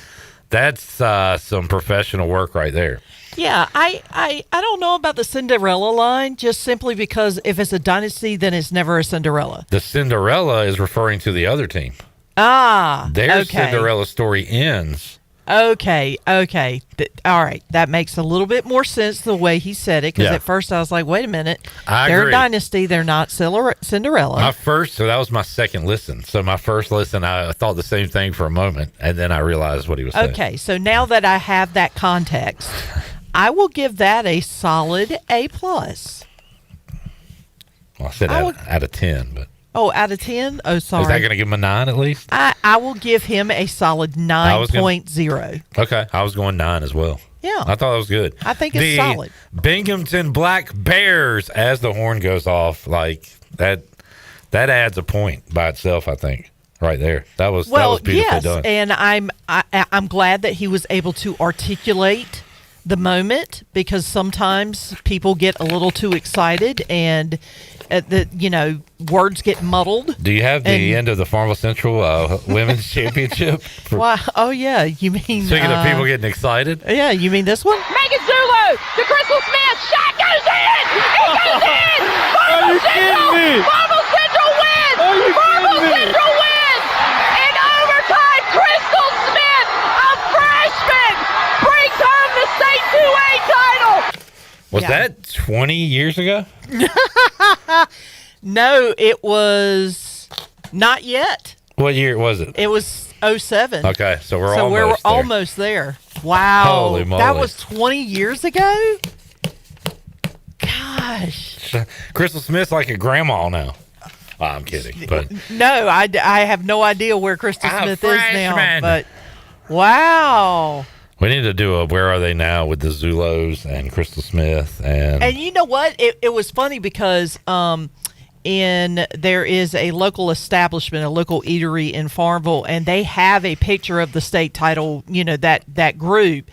And all of the players signed a shirt.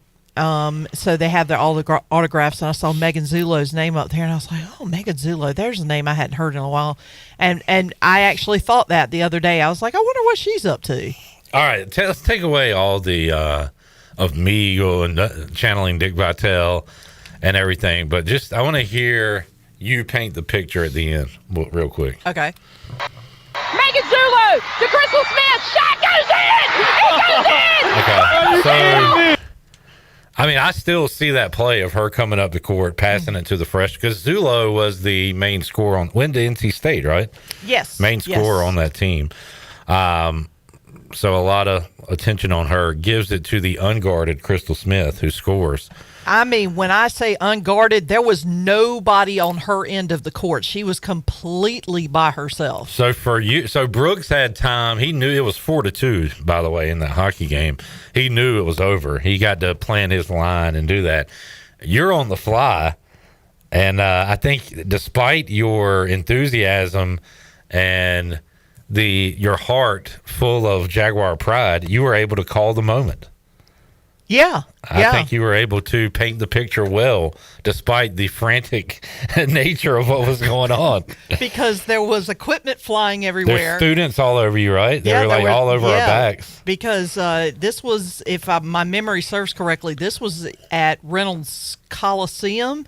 And the way that they had press row as far as the media for the basketball games, the students, literally, there is maybe a foot to a foot and a half space between you and the stands. Yeah. So when that shot went through, there were Farmville Central students right behind us, and they came flying out of the stands.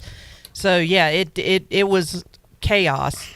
I'm just glad I didn't curse on the air, and I actually articulated what was going on, because it was a crazy moment. What a fun moment that was. There were moments. Let's hear more play-by-play calls, because there was a lot of moments this weekend involving some former Pirates. It's our Pirate in the Pros update, and you'll hear from a lot of Pirates here, including former Pirate pitchers Gavin Williams and Trey Savage. Also, Connor Norby with the Marlins, AMAC, Carter Cunningham, and Braves prospect Dixon Williams. The pitch, ground ball hit toward the second baseman. Diving try by Walker. Can't get it as it sneaks into right center field. A base hit. This will score Drake as he touches home, makes it an 11-2 score. And it's an RBI single for Dixon Williams. Here's his 2-2. Swung on, hit back past the mound. This is through the 4-6 gap as it goes into center field for a base hit. Scoring on the play is Isaiah Drake. It's an RBI single for Dixon Williams. In the 1-1. Swung on, a shot hit the opposite way towards left field. Diving and not making the catch is Powell as the ball goes by him. Rolls all the way to the wall. Now the 0-1. Cunningham lifts one in the air, right center field, hustling in Dakota Jordan. He charges in, slides, but in and out of his glove. Cunningham now hustling in a second. Jordan can't field it cleanly. And Cunningham now trying to go 3. The throw, not going to be in time on that road trip, even though the Emeralds won 4 out of the 6, as he now sends one high in the air, deep out to right. Diaz drifting back to the track, running out of room to the wall. He leaps, and there it is. 2-run homer for Carter Cunningham.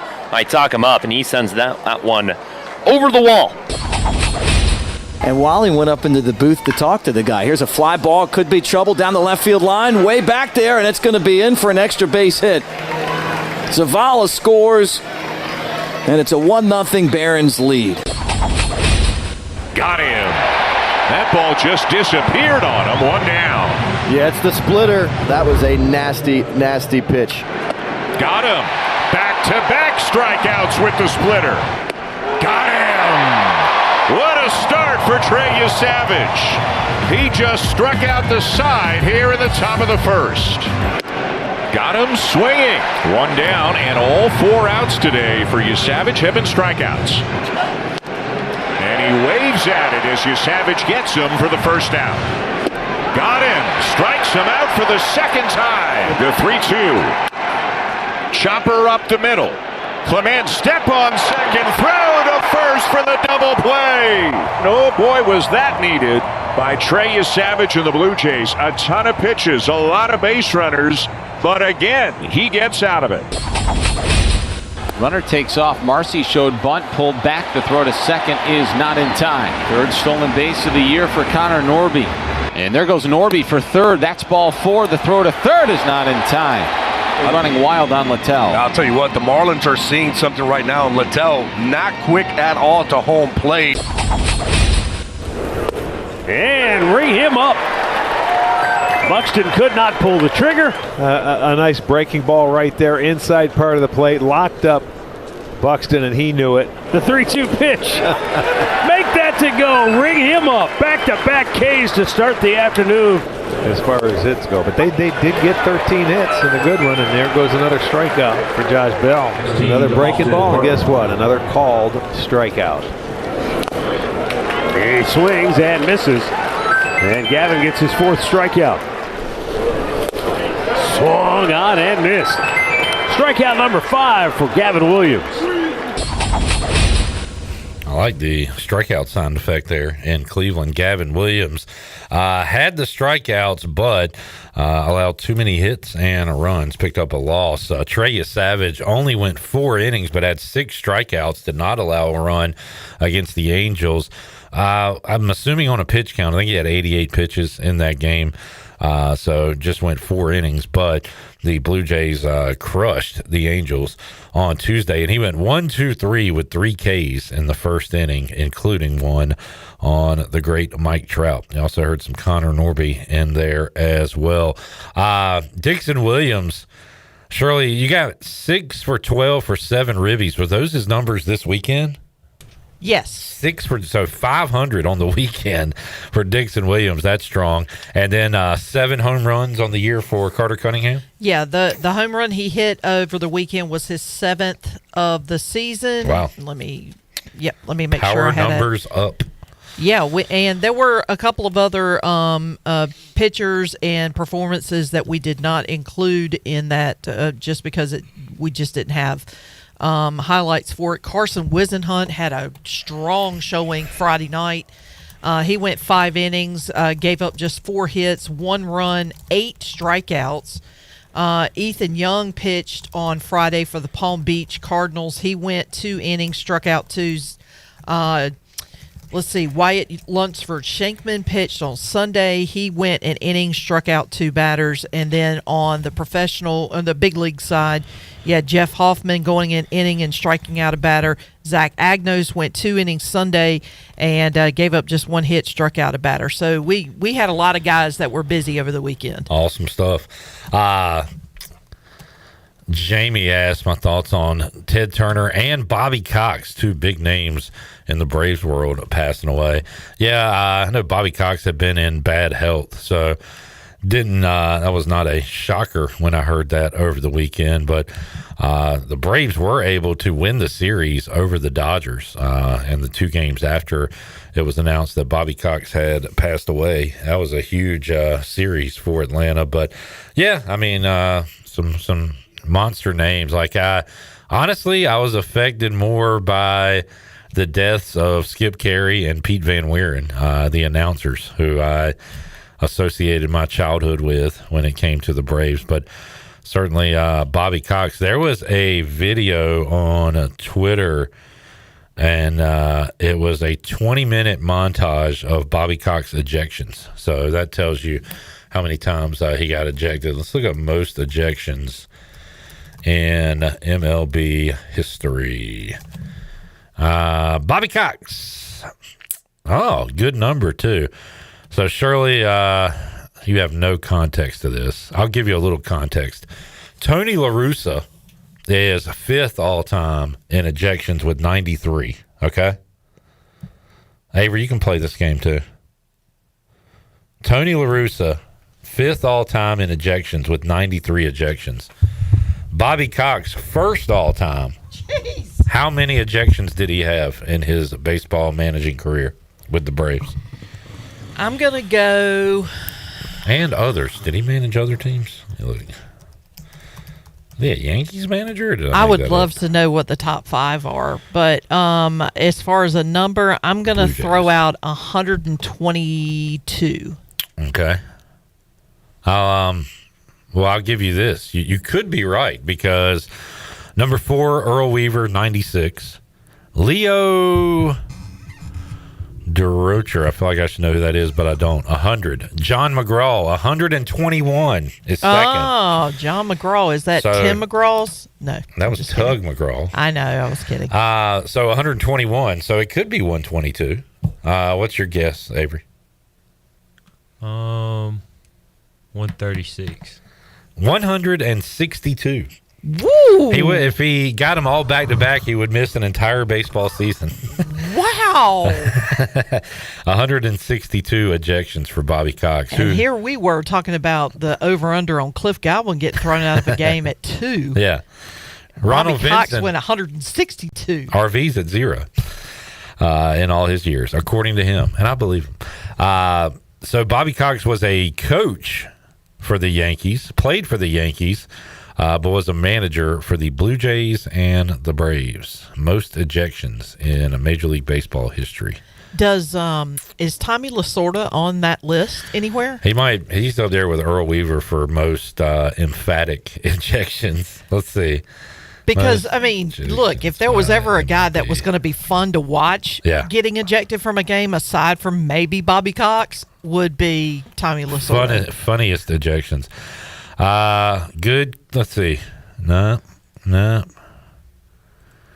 Let's see. Bruce Bochy, which he coached for a long time, is 6th all time. Rod Gardenhire is top 10. Jim Leland, number 10. Joe Torre, number 12. Shirley, here's a good Lou Piniella. Lou Piniella. He was up there with most entertaining ejections. Yeah. He had 64 in his day. Joe Madden with 59. Terry Francona still managing, has 54. Tommy Lasorda, 26th all time with 48 ejections. 48? That just seems really well. That's because he makes them all theatrical, so we remember them when we see them. Well, and not only that, but how many? You also have to look at how many years these guys coached or managed a team. Because with Bobby Cox, he coached a long time, so his numbers are going to be up. But I always thought that Tommy Lasorda, with as many years as he had under his belt as a manager, 22 seasons. I would figure that number would be a little bit higher. Yeah, he was now about 2 a year ish. Was Jim Leland the one that, or was that Davey Johnson that wore the? You're closer with Davey Johnson because he managed the Mets, but you're thinking of Bobby Valentine. Are you thinking of the mustache? The fake glasses, Bobby the big Valentine. nose, and the okay. Well, he just walked back in after an ejection with a fake mustache and then came out with So, which I thought was hilarious because nobody had ever done that before. The Mets. But then again, the Mets needed something else to do other than lose. They need something right now. They are 15-25, 12 and a half games behind the Braves. How about the Braves? I ain't talking to anybody about anything when it comes to baseball because we suck. Red Sox last place in the AL East right now. We'll take a quick standings update. The Rays up 1 game on the Yankees right now in the AL East. Blue Jays are 4 games under. Orioles 5 games under. Red Sox 6 games under 500. The Guardians lead a pretty pitiful Central, AL Central. Guardians are 21-21 and in first place. Out west, it is the surprising A's who lead a pitiful AL West, as they are 21-19. Everybody else has a losing record in the AL West. National League Braves dominating right now. They're up 9 games on the Phillies, Marlins, and Nats, 12.5 up on the Mets. Cubbies playing great baseball, but they've lost 2 in a row. They've still got a 3.5 game lead over the Brewers and Cardinals. And the Cubs and Braves start a series tomorrow, I believe, is when they will play game 1 of that series. The out west, the Padres and Dodgers have the same 24-16 record. So there is your MLB standings update, your Pirates in the pros, and more. When we return, we'll wrap up hour 2. Coming up hour 3, Keita Sneed from Jays Rose Softball, also Brandon Golden. We still got our new Blue Pirate report with comments from Cliff Godwin and players.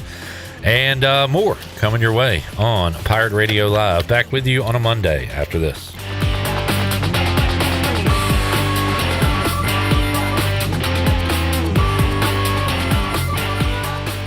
Hey Pirate fans, this is Coach Cliff Godwin. The physicians at Orthopedics East and Sports Medicine Center have been caring for our athletes at ECU for more than 35 years. Whether it's treatment for our sports injury or it's time for that joint replacement, Orthopedics East provides the latest in operative and non-operative orthopedic care, physical therapy, and diagnostic testing. For experienced and professional services, call the team at Orthopedics East at 252-757-2663 or visit them online at orthoeast.com. Go Pirates! We got the bases covered when it comes to having fun. Plus the Down East Bird Dogs pay. Tuesday night, join Bojangles inside Kinston's historic Granger Stadium for the Down East Bird Dogs opening night. Play ball!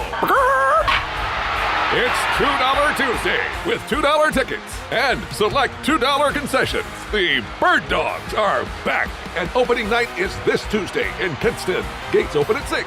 Learn more at downeastbirddogs.com. Ready to take the road less traveled? This May, get behind the wheel of one of the select new 2026 Subaru Forester models at Capital Subaru of Greenville. Get there now because they have as low as 0.9 APR available. That's all happening right now at Capital Subaru of Greenville off of Memorial Drive or online at capitalofgreenville.com. CapitalSubaru.com. Capital Subaru of Greenville, a proud official partner of the ECU Pirates. Price does not include licensing costs or registration fees. See dealer for details. Offer expires June 1st, 2026.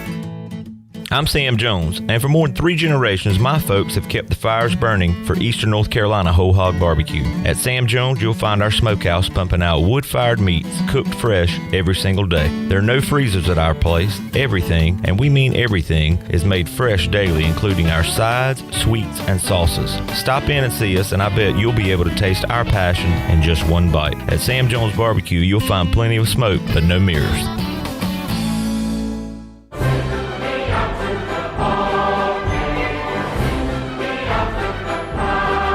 Take your family, friends, and kids down to Play It Again Sports this spring sports season. We have all the hottest new equipment for the upcoming softball and baseball season, along with a huge selection of quality used sporting and fitness equipment. Whether you're a golfer, a bike rider, a soccer player, or a fitness enthusiast, we will have exactly what you need. Don't forget to do your spring cleaning and load up all the equipment that you no longer need or doesn't fit. Bring it down to the store and get paid on the spot. Play It Again Sports, across from the Nissan dealership on Greenville Boulevard. We all have seniors in our life who may need a little extra help with technology. University PC Care's Quick Helps are affordable, in-store, short appointments designed for seniors who may need a little TLC to help with setting up a new computer, help with email or passwords, or help with the latest online scam. They don't need to fear technology anymore. Call 252-558-1280 to schedule an in-store Quick Helps appointment for Greenville or New Bern. Learn more at universitypccare.com.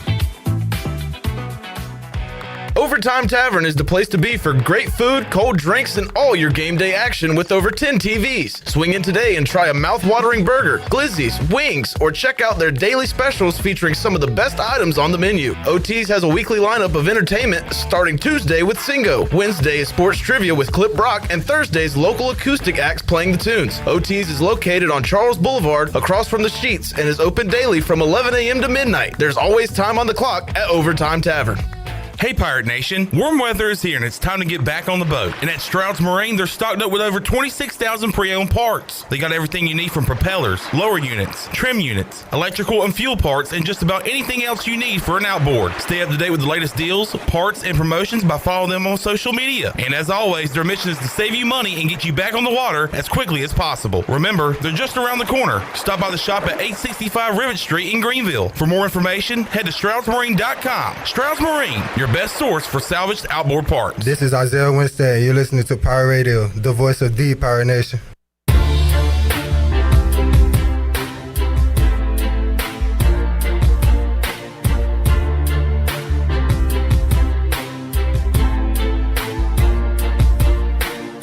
You're listening to Hour 2 of Pirate Radio Live. The Pirate Radio app is available now. Powered by Carolina Caliber. Download the app today and have Pirate Radio at your fingertips. Now, back to the show.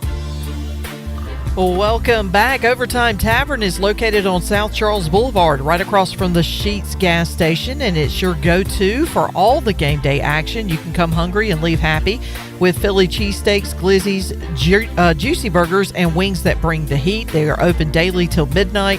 And on Wednesday nights, join Clip Brock for sports trivia and test your game day knowledge. There's always time on the clock at Overtime Tavern. Now let's head back in to PRL. Here is your host, Clip Brock. All right, back with you, Pirate Radio Live. We'll be at the Buck tonight hosting some trivia. We'll be at OT's coming up on Wednesday. See if I can turn this into a little bit of trivia right now. We'll do some On This Day in Sports, brought to you by Ron Ayers Motorsports. And let me pull up the list for today. Let's see. On this day, I'm doing birthdays. I don't want birthdays. I want on this day, because we do have some birthdays coming up tonight at Sports Trivia at the Buck. So I don't want to give those away. Let's see. Jim Furyk won the championship on this day in 2014. I wish Zach was here, but he is here no more because I have some English. Oh, I got you follow. Would you know who won the 2013 English FA Cup? If I give you a hint, I don't even know how to give you. All right, so Victor will be talking a lot of World Cup and soccer with us this summer. All right, Victor, this was an upset. Manchester City lost 1-0 in the 2013 English FA Cup final to this team that starts with a W, blank Athletic? Wigan Athletic. That is correct. Victor Strong. This is an easy one. On this day in 2013, this club set a new Bundesliga record with 91 points. Bayern Munich? Yeah, Bayern Munich. Easy. That was too easy for you. All right. I don't think I have any more soccer for you. Oh, yeah. So. Hey, you gotta get those, though. If I do, I'll let you know. Sounds fun. Yeah. On this day in 2009, Patrick Kane scored his first career hat trick in the playoffs against the Canucks. Shirley, on this day in 2008, this golfer that you don't like won the Players' Championship. Takes him a long time to hit the ball. Sergio Garcia. That is correct. Oh, I hate his stupid. Just hit the dang ball. Hit the ball, Sergio. Paul, love the Wigan shout out. Well done there, Victor, with that one. Let's see. Al Leiter threw a no-hitter against the Rockies on this day in 1996. Dave Winfield, who was he a three-sport athlete? Was traded to the Angels for Mike Witt from the Yankees on this day in 1990. Pete Rose, on this day in 1980, steals second, third, and home as a 39-year-old man. And he bet on it and won. Ted Turner passed away last week. On this day in 1977, he managed his only game, went 0-1 as the Braves manager. So there are some on this day in sports history presented by Ron Ayers Motorsports. I have a question. Okay. And it's a random question just because you and I both grew up watching Braves baseball over the years.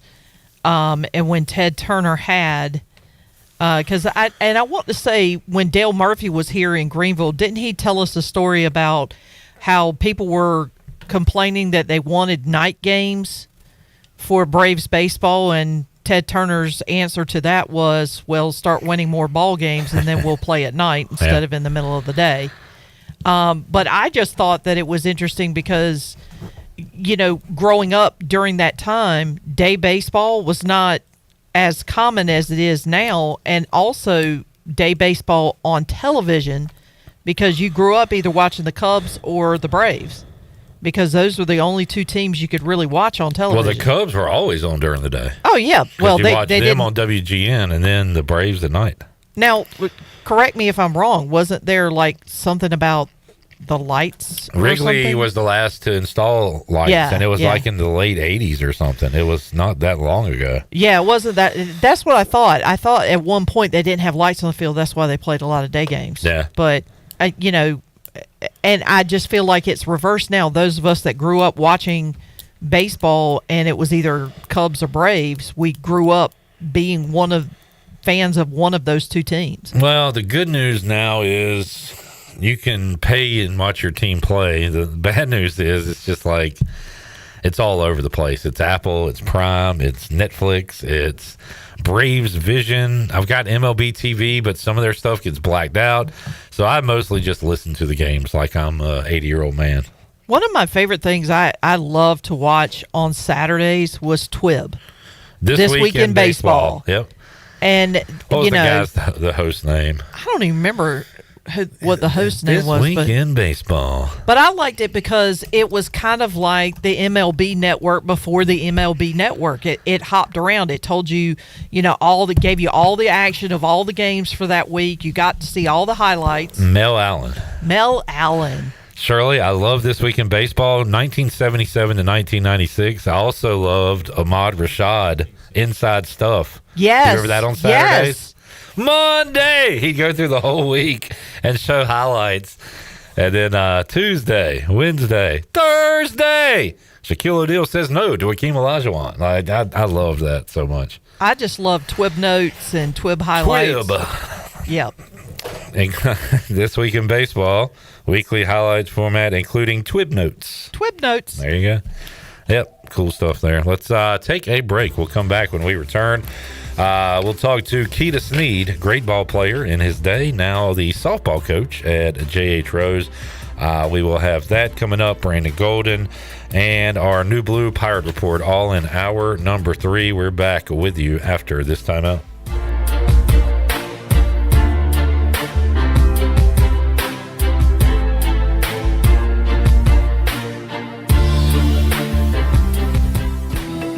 Nation, your dream home starts with Unshakable Builders. Now building in Sutherland Estates in Greenville and Dolostone Court in Wilson, with homes available now. And stay tuned, Cross Creek Townhomes in Greenville and Whitaker Glen in Farmville are coming soon. Browse available homes, explore floor plans, and see past projects today at unshakablebuilders.com. Have questions? Use live chat, fill out the contact form, or call the office at 814-9105. Unshakable Builders, build on a solid foundation. Summer's here. You're at the beach, halfway up a mountain, finally relaxing, miles from home. And then your phone buzzes. Not panic, just a quick check-in. Because with SCI, you already know what's going on. Real-time alerts, 24/7 monitoring, full control of your home or business, right from your smartphone. So while you're making memories, you're never wondering what's happening back home. SCI Security, because you don't get security system for the days nothing happens. You get the system for the moment something does. Travel smart, travel secure, and protect what matters. Call today and get protected before your next trip. Is your car making strange noises, or that check engine light still won't go away? At Bell's Fork Truck and Auto Service in Greenville, we take the stress out of car care, from quick oil changes to full service repairs. And diesel truck service too. Our certified technicians deliver high quality work without the high dealership prices. No guesswork, no pressure. Just honest, dependable service to get you back on the road with confidence. Don't let a small issue turn into a costly repair. Stop by today or schedule your service now. Bell's Fork Truck and Auto Service, keeping Greenville moving. The best burgers around. Everyone loves a thick, juicy, and fresh burger. Tiebreakers does real burgers better than anybody. And don't forget about the cheese sticks, fresh salads, and more. So don't just go to any burger-themed restaurant chain. It's time to break the chain and eat local. Tiebreakers, burgers and sports at its best. Go Pirates! Arrgh! Eastern North Carolina's newest concert destination is here. It's Carolina Crossroads Amphitheater, a brand new state-of-the-art outdoor amphitheater with room for 30,000 fans. Reserve your seat or grab a spot on the lawn and enjoy food trucks, vendors, cold beer, and cocktails all night long. It's just a short drive away, right off I-95 in Roanoke Rapids. Carolina Crossroads Amphitheater, showcasing world-class entertainment and delivering exceptional experiences for every guest. Visit CarolinaCrossroadsAmp.com for more information. A pepperoni pizza for the table. Thank you. May I suggest trying it with our Pepsi Zero Sugar? It has just the right amount of sweetness to complement all that cheesy, saucy goodness, while the carbonation and notes of citrus enhance the flavor profile. Simply divine. Pepsi Zero Sugar? You've really outdone yourself this time. Pizza deserves Pepsi. Miss, your burger is served. Thank you. And if I may suggest a pairing, this is our finest Pepsi Zero Sugar. The sweetness of Pepsi perfectly balances the savory notes of your burger, while the citrus and carbonation elevates the taste for a truly stunning flavor profile. Bon appetit. Now that is one perfect combination. If this is how the other half lives, I could get used to this. Burgers deserve Pepsi. UBE and PirateWare.com are proud to offer the Pirate Nation its largest inventory of ECU merchandise and tailgate supplies ever. UBE has the best prices in town, so that makes UBE your one-stop shop for all things ECU. UBE does daily restocks of Champion, Adidas, and Under Armour. Don't forget to bring your young Pirates to plunder the Crow's Nest, which is the only kids store dedicated to ECU. Plenty of free parking in downtown Greenville. Visit them online at PirateWare.com. Go Pirates! This is Pirate Radio, WGHB Farmville, W224EI Greenville, WDLX Washington, and W281CH Washington.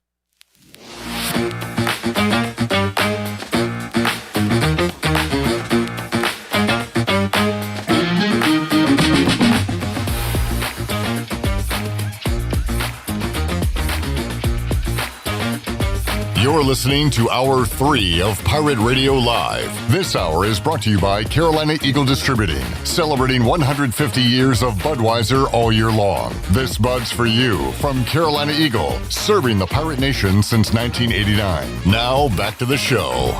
Welcome back. Drive a little and save a lot at Washington Chrysler Dodge Jeep Ram. Washington Chrysler Dodge Jeep Ram has a great selection of new and pre-owned vehicles. Plus, they offer service to all makes and models in a state-of-the-art facility. Drive a little and save a lot with a short trip to Washington Chrysler Dodge Jeep Ram on Highway 264 in Washington and online at WashingtonChryslerDodgeJeepRam.com. Now let's head back in to PRL. Here is your host, Clip Brock. All right, hour number 3, Pirate Radio Live here on a Monday. We'll get more of our New Blue Pirate Report, talk more Pirate baseball. Got Brandon Golden coming up, but right now we will head out to the Turner Home Team Live line, talk to the Pitt County baseball coaches last week. We'll show softball some love, as there are some great softball teams in the area playing in the postseason. One of those are the J.H. Rose Rampants, and their head coach, Keita Sneed, joins us on the Turner Home Team Live line. Keita, appreciate your time. How you doing? I'm doing good.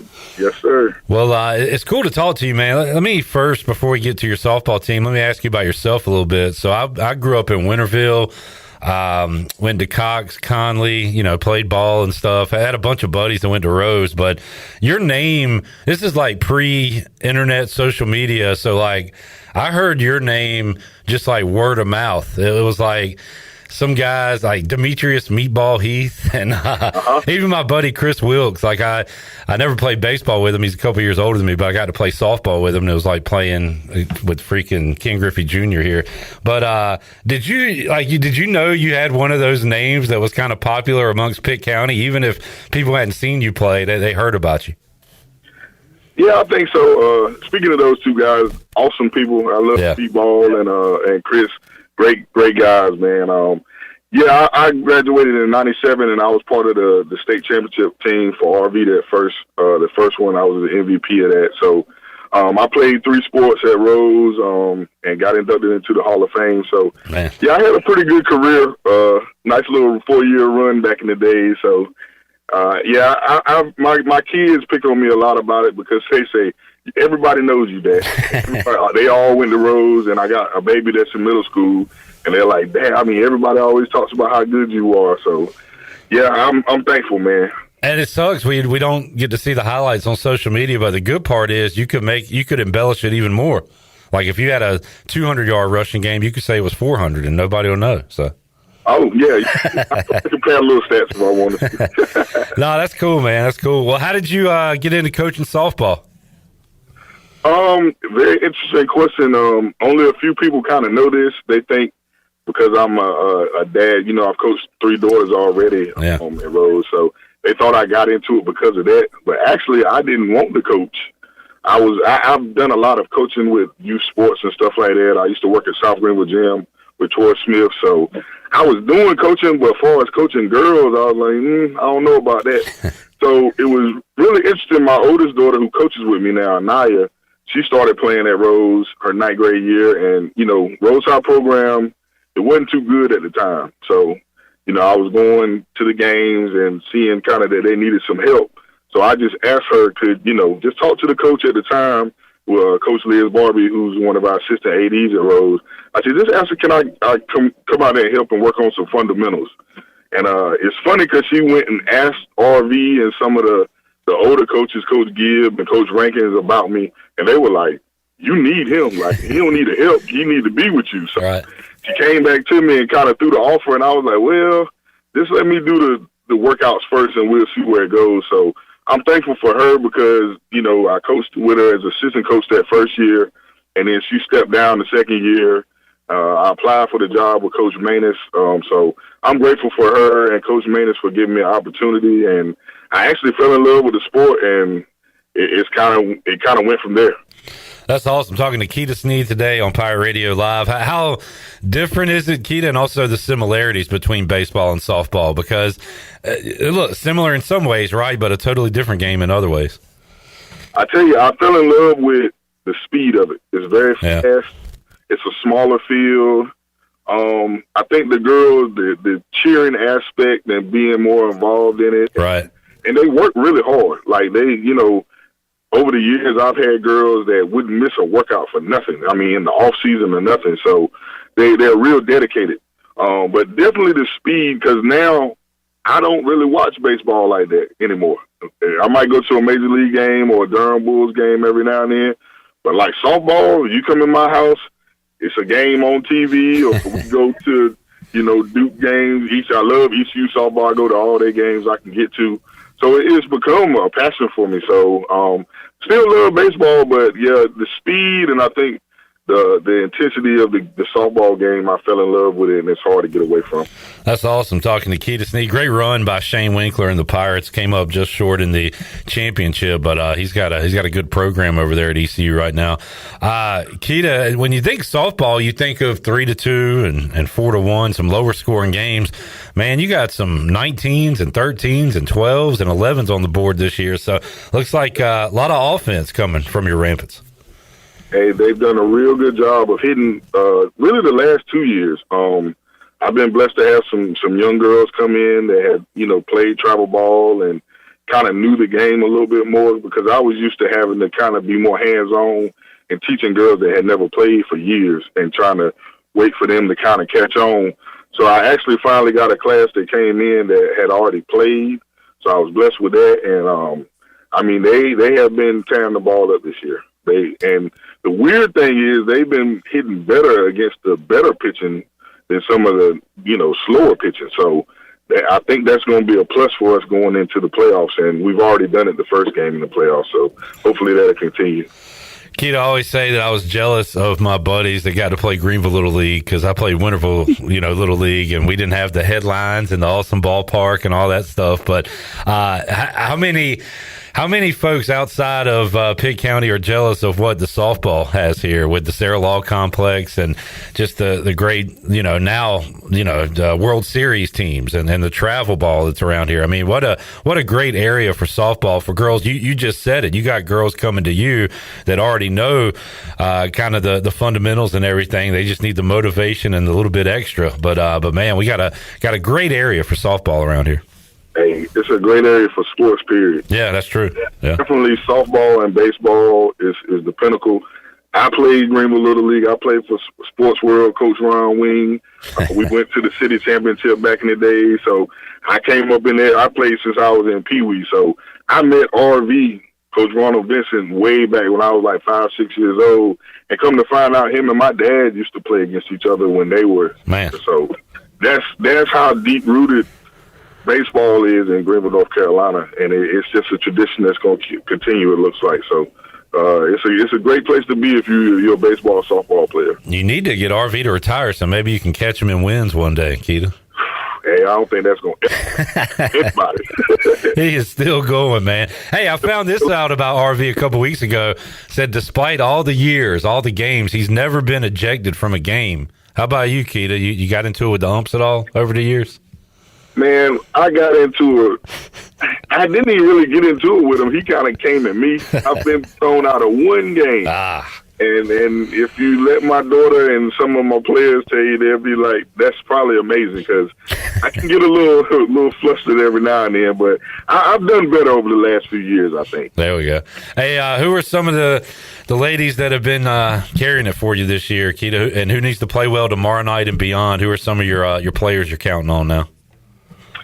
I'll be honest, man, the starting lineup has been 1 through 9 has been pretty good all year. Definitely, Michelle Jenkins, she has really stepped in the role as a pitcher this year, and she's normally the shortstop, and she's a big hitter. She always hits for a high average. I think she's hit 5 or 6 home runs. She just hit one the other day in the playoff game. So she's been phenomenal. She stepped in. My daughter, Santana Snead, is another one that's really been the backbone for the last few years for me. She's normally the starting pitcher. She started out this year. She started having some arm issues, so that's how Michelle kind of stepped in. So we've got 2 good pitchers, and she took on the role as a slap hitter, so Santana's been doing a real good job of that as well. Peyton James, a sophomore. Her and Michelle both sophomores, but she's a sophomore. She's been phenomenal at catching, first time ever. We just tried it out over the summer, and she took it and ran with it. I mean, she's been awesome back there, and I think she's leading the team in hits. Claire Allen, who's what I call my volleyball star, but she's my leadoff batter, and she's been, I mean, phenomenal for the last 2 years. She was the MVP of the team last year. Anaya Hardy has stepped in the role as a second, batting second. The outfield has been tremendous. So, I mean, overall, man, we've had people just stepping up, doing big things. Caroline Alford, another senior, she's been doing a good job hitting and playing third base.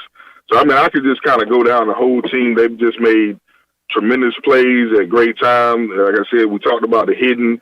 The pitching has been very well. You know, we don't walk a lot of people. We make them earn it. And the defense, I mean, has been strong.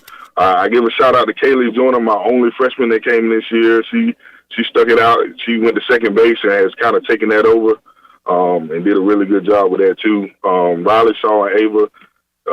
So I got a team full of sophomores, so I could talk today. That's awesome. Some bright days ahead, too, along with what's happening right now. Keita, y'all home tomorrow night? We are home. Okay, 6 o'clock. Harnett County, Central. Good deal. We'll keep it rolling. Man, I say this all the time. Like, I'm a Conley guy, so it sucks that RV and Will Bland and even back Coach Rankin's a great dude. But everybody, Medlin, everybody over there, Phil Harris, and now I add Keita Sneed to the list. Y'all got some great people over there. I wish I could say all the Rose people were jerks, but man, y'all are some good folks. So. Hey, we try not to be, man. We like everybody. And you know, I coach football too with Phil Harris and Bland. So yeah, I love it, man. I love being a Rampant. It's a good time right now. I hope we can keep going in the playoffs and see how far we can take this thing. Yeah, man. Keep it rolling, Keita, and we'll check in with you again down the road, man. Appreciate you joining us today. Anytime, man. I appreciate you. All right, Keita Sneed, talking about his glory days on the field and now the current softball glory days going on out at J.H. Rose High School. All right, let's take a break. We'll come back. Just lined up a guest for Tuesday's show. We'll check in with Braves prospect Dixon Williams, who, as we just talked about a moment ago, white hot right now, 6 of 12 on the weekend, hitting 500 with 7 ribbies. So a good time to talk to Dixon. We'll check in with him before his Tuesday game coming up on tomorrow's show. But when we return, some baseball talk with BG, Brandon Golden. We are back with you, Pirate Radio Live, on a Monday after these words.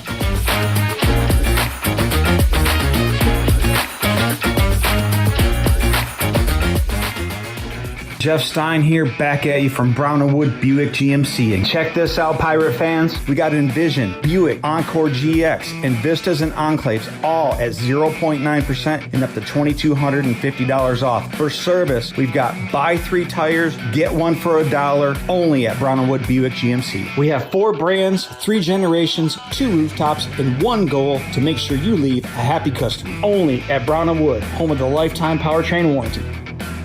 Looking for friendly service and hometown convenience? Make it Country Mart in Pitt County. With 2 great locations already serving our community, Country Mart is your one-stop shop for fresh hot food, cold drinks, snacks, fuel, and everyday essentials, all with the fast, friendly service you can count on. And we're growing. A brand new location is coming soon on Highway 11 right across from Aiken-Crifton High School. From breakfast biscuits to afternoon pick-me-ups and the best fuel prices in town, Country Mart keeps Pitt County moving. Country Mart, local, convenient, and always friendly. The new Papa John's oven toasted sandwiches are here. Try the Philly cheesesteak, chicken bacon ranch, and steak and mushroom starting at just $7.99. Chef-crafted oven toasted sandwiches filled with fresh toppings, melty sharp cheese, and savory sauces on ciabatta bread, brushed with special garlic sauce, and toasted. Available for pickup or delivery. Place your order online at papajohns.com and sign up for Papa Rewards and start earning points for your favorite menu items. Papa John's. Better ingredients, better pizza. Go Pirates!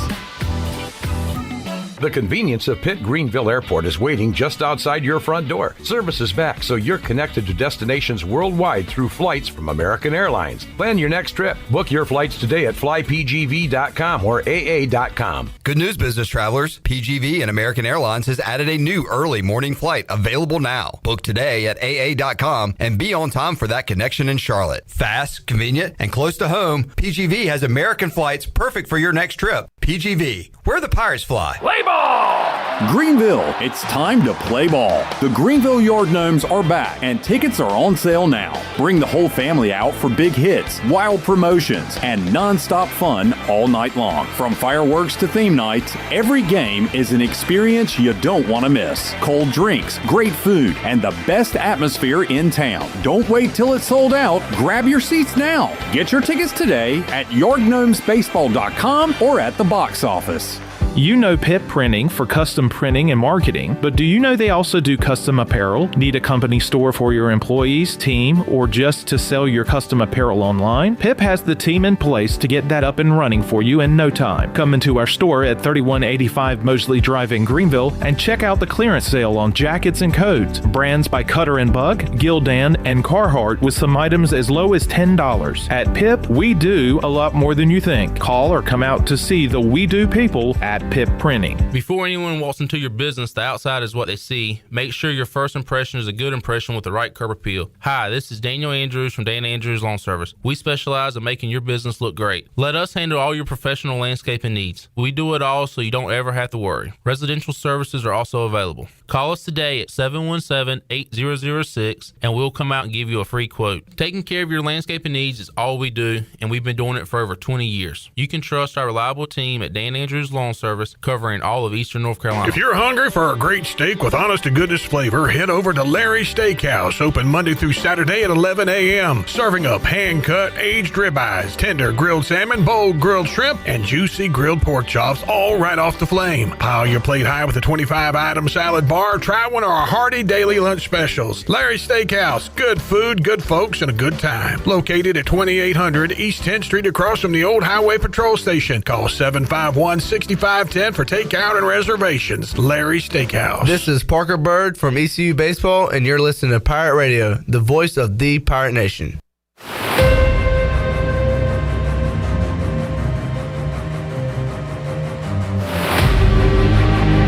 You're listening to Hour 3 of Pirate Radio Live. This hour is brought to you by Carolina Eagle Distributing, celebrating 150 years of Budweiser all year long. This Bud's for you from Carolina Eagle, serving the Pirate Nation since 1989. Now, back to the show. Welcome back. If you're cruising around town or headed out for a weekend adventure, make sure you're riding in something you can count on from Capital Subaru of Greenville. From brand new Subarus with legendary all-wheel drive to quality pre-owned vehicles, Capital Subaru has friendly service, no gimmicks, just great deals, even better people. Stop by Capital Subaru of Greenville today or visit capitalofgreenville.com. Capital Subaru, love what you drive. Now let's head back into PRL. Here is your host, Clipper Rock. Back with you, Pirate Radio Live. Mitch says, guess I'm out of the loop. Where is Jarrett? He is laid Jarrett up. Watkins, also known as J-Bone. Also known as Broke Bone. Jarrett has a broken ankle that he is recovering from. So we are keeping him in our T's and P's and hoping he's back here at Pirate Radio soon. But yeah, J-Bone is on the IR at the moment. Let's talk some more baseball as we were joined earlier today by Brandon Golden, and let's hear that conversation right now. All right, joining us today on Pirate Radio Live, BG, Brandon Golden. Brandon, how you doing, man? I'm good, brother. How you doing? Hey, doing great. Coming off of ECU baseball weekend, a hurricane sweep weekend, some NBA playoffs, and more going on in the world of sports. We'll start with the Pirates, and not the weekend they wanted with a series loss to the Rice Owls. And you wonder, Brandon, when you give up a multitude of runs in the ninth inning to blow it, does that carry over into the next day? Because the Pirates lost Friday, Saturday, were able to rebound on Sunday, but that's a tough job for a coach, kind of the short memory deal when you blow a lead like that on Friday. Yeah, no, it definitely is. But I think that's what, obviously makes that place different is doesn't matter what happens. There's always going to be fans in the stands, especially on the weekends, and that's always going to be a great environment to play in. And that staff there is they're pros, and they always get the guys ready to play. So it was really good, like you said yesterday, to see them get back in the win column. We'll kind of see back against the wall Pirates now because last week in the projections, ECU was a 3 seed in a lot of the projections, and I'm assuming this week they might be on the wrong side of the bubble. So you really got to go out play great this week against Campbell, and then the FAU series, and then of course it's all in front of you in the conference tournament where historically ECU has played awesome. So I think they can go out there and win that, but you want to be playing good before that. So we'll see how this team responds to some adversity here late. Yeah, absolutely. I think it's really cool, like you said, like when it's the ball's in their court, kind of so to speak, like they can go out there and it's up to them, and yeah, they have a great chance to go out there and play. And there's been so many people from Mully to CG to JP that have told me like this is the one of the most talented, if not the most talented group of players that they've had there. So yeah, I mean, now's the time to kind of see what we got. And again, it's the game of baseball, so you never really know which way the ball is going to bounce. But I like where we're at, and I like the opportunity that's coming for us. And starting to hear word that Campbell ECU game will not potentially happen on Tuesday. Thought that was a possibility. So we'll see if that becomes official. But sources close to the Humps situation telling me that might be the case. David Pierce comes back to Greenville for the first time since the Texas Super Regional, and what a amazing weekend that was that just did not go the Pirates' way. But, man, that was a lot of fun. And I don't know what happened with him in Texas, Brandon, but now he's taken over Rice, and he's got them near the top of the American. And I assume even brighter days ahead for that Rice program under David Pierce. But how about him as a baseball coach? And do you know why he was kind of ousted out of Texas? Was it just, hey, you're not winning at all, so you're out of here? Yeah, I have no idea. I would imagine. I have no clue. So I don't want to speculate there. I have no clue why he's not there. But, yeah, I mean, he's built some good programs, been a part of some really talented teams that we tend to always have to see in Pirate Nation. So, yeah, he seems like he's got it rolling there and going to get him on the up and up. And honestly, Brady, like I like Rice being good at baseball. You know what I'm saying? Like I like Wichita State when they're good. Cal State Fullerton. Those are the teams I remember kind of from the 90s that were and early 2000s knocking on the door at the College World Series. So when you get a Rice back in the mix, because ECU and Rice had some good battles in the old Conference USA days. For sure. I think it's great for baseball in just generality, but it's also great obviously for our conference, and you want to be able to go recruit players that feel like they play in a meaningful conference, that have a chance to play against top talent. It's not just when they get to the regionals or super regionals or College World Series, but they get to play these guys day in and day out. So I agree, man. I think it's great if Rice is good. That only helps us. And that's one thing that's happened here with the ECU. It was the Pirates versus everybody else. Now UTSA has really throwing their hat in the ring, and this is back-to-back years, Brandon, where they are, the real deal, and they're at the top of the conference. They took 2 of 3 from the Pirates, so they own the tiebreaker and sit atop ECU as the 1 seed. But to see them do it, it feels like last year. And I heard a lot of people say it wasn't a fluke, and they'll be back again this year, and that is certainly the case. Yeah, they sure are, man. They've done a really good job of preparing those kids and getting them ready to go play at high-level baseball.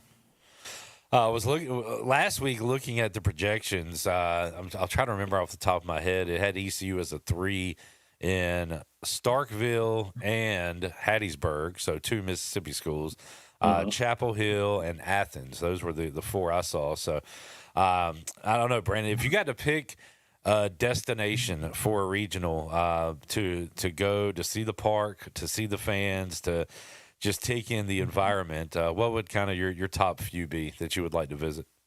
Yeah, I interned at Mississippi State, so I know that place really well. That's an awesome place. I kind of liked it a little bit better, and this may be a hot take for some people. I liked it better before they redid it, but I mean, I think it's an awesome place to be for sure. I think Hattiesburg could be really cool. I think that's kind of that's a special place I haven't been to, so I'd probably say out of those 4, I'd probably like old rivalry factor there for the ECU for sure. too. So yeah, just a cool environment, and a lot of good baseball. So you're going to have Mississippi State high at the top. What is the best 1 or 2 in the SEC in your opinion? I mean, I think LSU, Ole Miss. Ole Miss was pretty wild when we went and played there in 2017. Tennessee's a cool place, kind of a launching pad out there by the river there.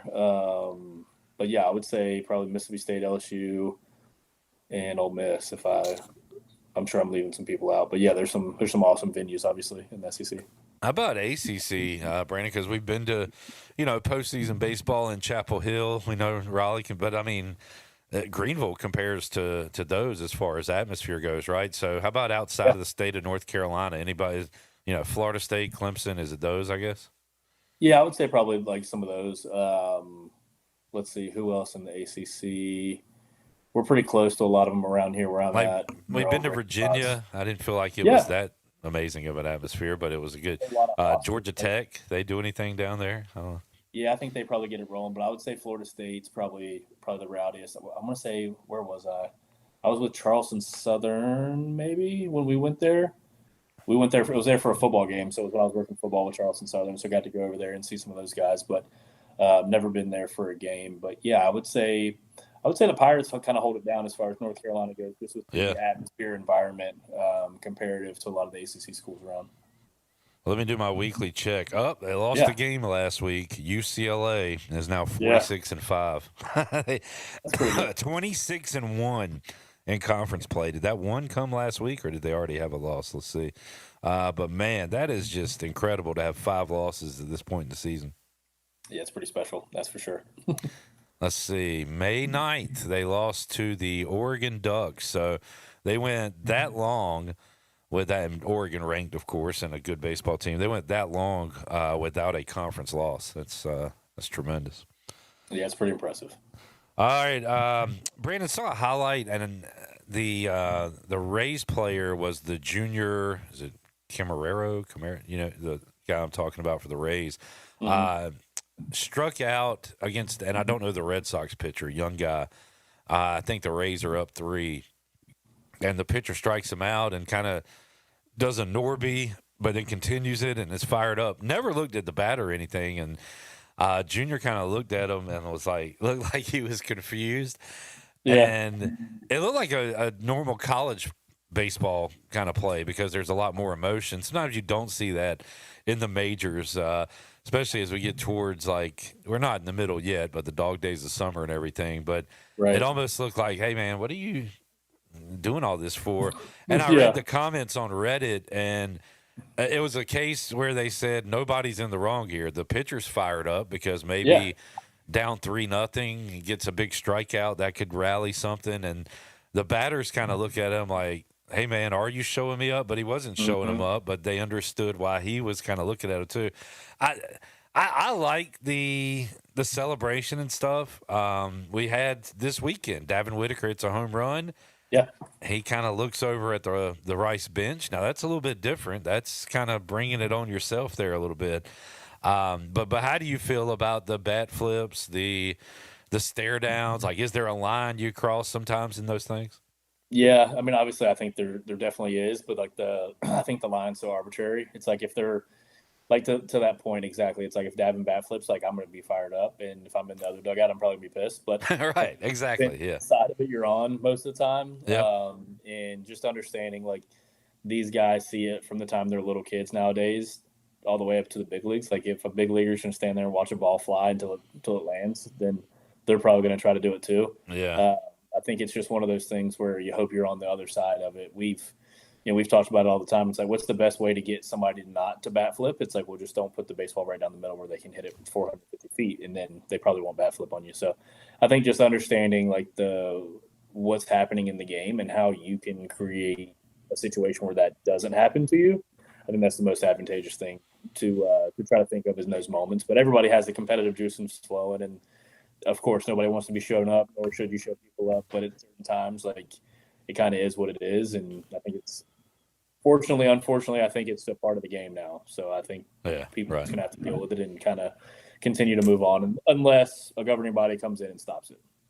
I'm on the opinion of, and I guess this is looked at as soft, but I feel like if a guy stares down a home run and you hit the next guy, I think that's kind of soft. Like, strike the guy out. Don't put another guy on base. What are we doing that for? So yeah, I'm with you. The best way to avoid it is getting the guy out. And just don't put and then if you strike him out and stare him down, hey, we're all good. We're even now.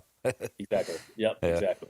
Brandon, go to Jordan. Brandon, how about the Hurricanes' first team to go 8-0 to start the Stanley Cup playoffs, I believe, since Wayne Gretzky was on the Oilers, which is unbelievable.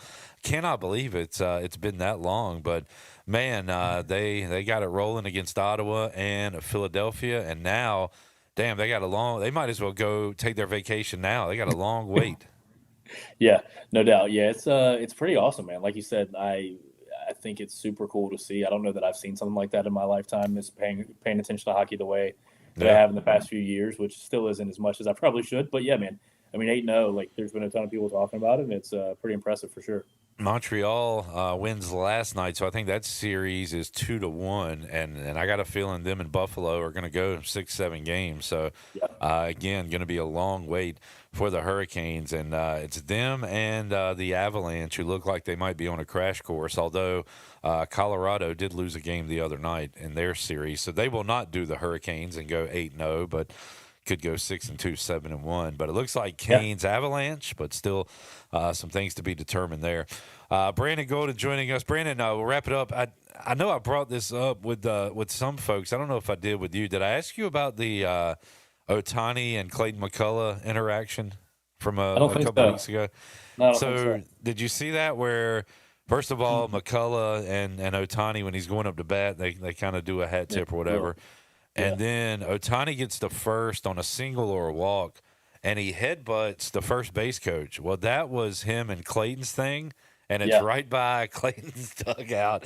And McCullough's kind of looking, hands on hips, like he kind of smiles, but he's also like, "You do that with him too? That's our thing." So, and Ohtani's laughing. It's pretty cool to be able to do that with the greatest baseball player in the world. But I thought that was a neat little deal there.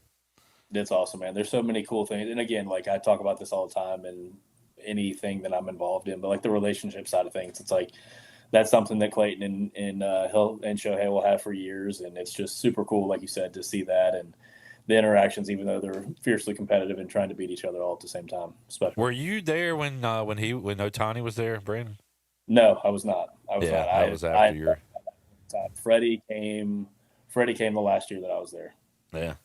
I don't think I've ever asked you this. What was it like being around a guy like Clayton Kershaw, who kind of defied the odds playing as long as he did at the level that he was able to?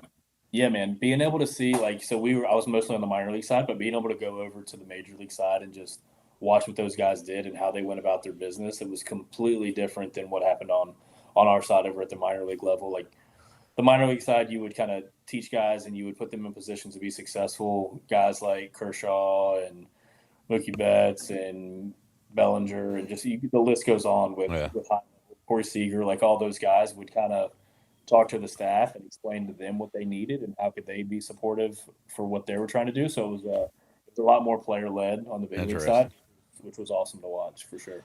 Who did you have on the minor league side that you knew, all right, he's got it, that's in the majors now? Anybody kind of pop out to you during your time? Yeah, a bunch of Michael Bush, Emmett Sheehan, Jack Dreyer, a lot of the guys that are in the big leagues for the Dodgers. Andy Pajes, like just unbelievable players. How about his game? 3 home runs last week in a game for him. Yeah, so many guys that were on the minor league side with us that were in like the AA area when I was there. Just super, super, super talented system coming up with the Dodgers organization. It seems like they were kind of able to avoid the what would get maybe the Yankees or whatever, where they would have a good major league team, but the minors depleted. You see some teams like that.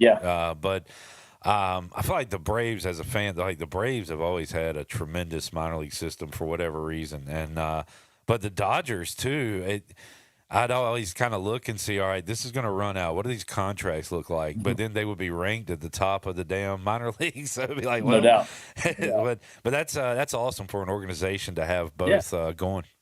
Yeah, it was great. It was able, I mean, to your point, like that's why they were able to go trade for Scherzer and Trey Turner and get those guys and put together the roster that can go win a championship year in, year out. And, you know, you're either developing guys to debut with the organization you're with or to debut with somebody else. Yeah. And maybe they're used on the business side. Maybe they're used in a trade, or maybe they're, you know, I mean, like, let's see. There's been so many guys, like, I mean, Josiah Gray was with the Dodgers for a long time, debuted with the Dodgers, and then was with Washington. Like, there's so many guys that either would debut with the Dodgers or would be traded and go debut somewhere else that would, again, help the major league team win. at the end of the day, that's what it's all about, is helping the big league club go win games. All right, BG, enjoyed it, man. Have a great week. We'll talk some more sports with you next Monday on Pirate Radio Live. All right, BG, Brandon Golden joining us today on Pirate Radio Live. We'll take a break, come back, get our New Blue Pirate Report, Cliff Godwin's comments, and a couple of Pirate players as well. No baseball on Tuesday. For, I believe, the third straight year, there will not be ECU hosting Campbell.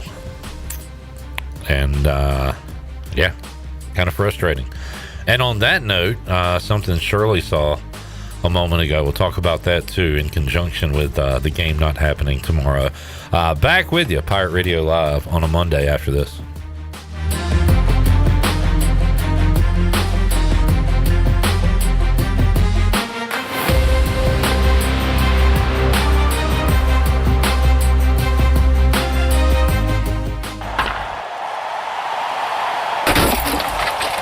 Dude, that home run just busted your windshield. Yeah, I'm not worried about it. You're not worried about it? Yeah, I've got Brandon Manning and Farm Bureau Insurance. Hey, Pirate Nation, this is proud ECU graduate and former baseball player Brandon Manning inviting you to join my team at Farm Bureau Insurance. From home, auto, or life, give me a call today and let's talk about your insurance coverage and about the Pirates. Call 531-1812 and go Pirates. When it comes to protecting your home, don't gamble with just any roofer. Trust the pros at the Boone Group Roofing. Locally owned by Toot Boone, they've been serving all of Eastern North Carolina with honest, high-quality roofing you can count on. They offer no money down, and every job is backed by a 5-year workmanship warranty because your roof should be done right the first time. Don't wait. Call today at 252-714-0021. For a roof that's built to last and service you can trust, the Boone Group Roofing is on top of their game. The Toot Boone Boogie!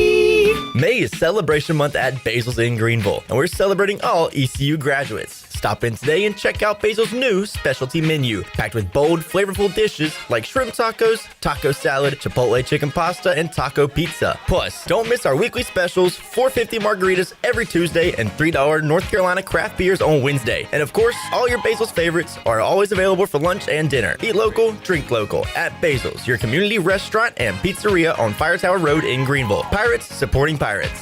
Michaels & Gateway Cosmetic and Family Dentistry has been Greenville's premier dental practice for over 40 years. I am Dr. Chris Gateway, and our mission at Michaels & Gateway is to provide exceptional dental care with compassion, integrity, and innovation, ensuring every patient leaves with a healthy, confident smile. Doctors Michaels & Gateway are committed to providing an outstanding patient experience with every visit. Not only do we offer all your dental needs under one roof, in most cases, we can take care of those needs on the same day. Bring your smile to us at Michaels & Gateway Cosmetic and Family Dentistry. It's Budweiser's 150th anniversary, and we're celebrating with a Heritage Can series that honors our legacy of being made of America. Collect all 4 designs.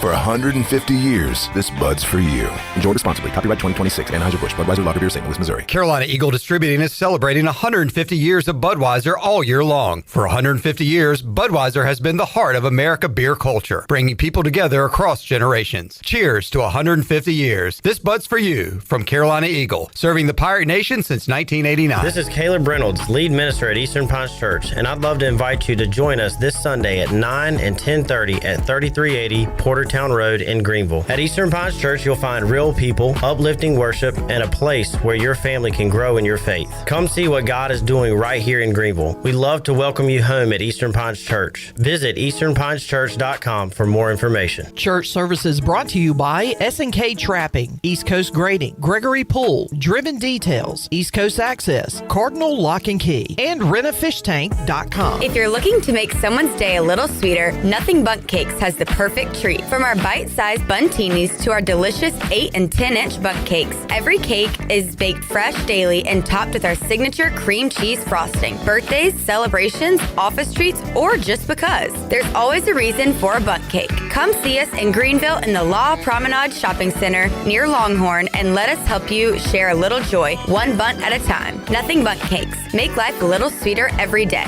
This July 4th, celebrate America's 250th in the original Washington, where history comes to life. Festivities begin Friday, July 3rd at 4:30 p.m. with the grand opening of the city's brand new History Museum. On Saturday, kick off the day with the Founding Fathers 5K at 8 a.m., explore history exhibits, and enjoy free trolley rides from 10 to 2. and live music from 7 to 9 p.m. Then look to the skies for a spectacular fireworks show at 9:15 p.m. Come walk through 250 years of history, celebration, and community right here in the original Washington. Learn more at visitwashingtonnc.com. This is Rajay Harris, and you're listening to Pirate Radio, the voice of the Pirate Nation.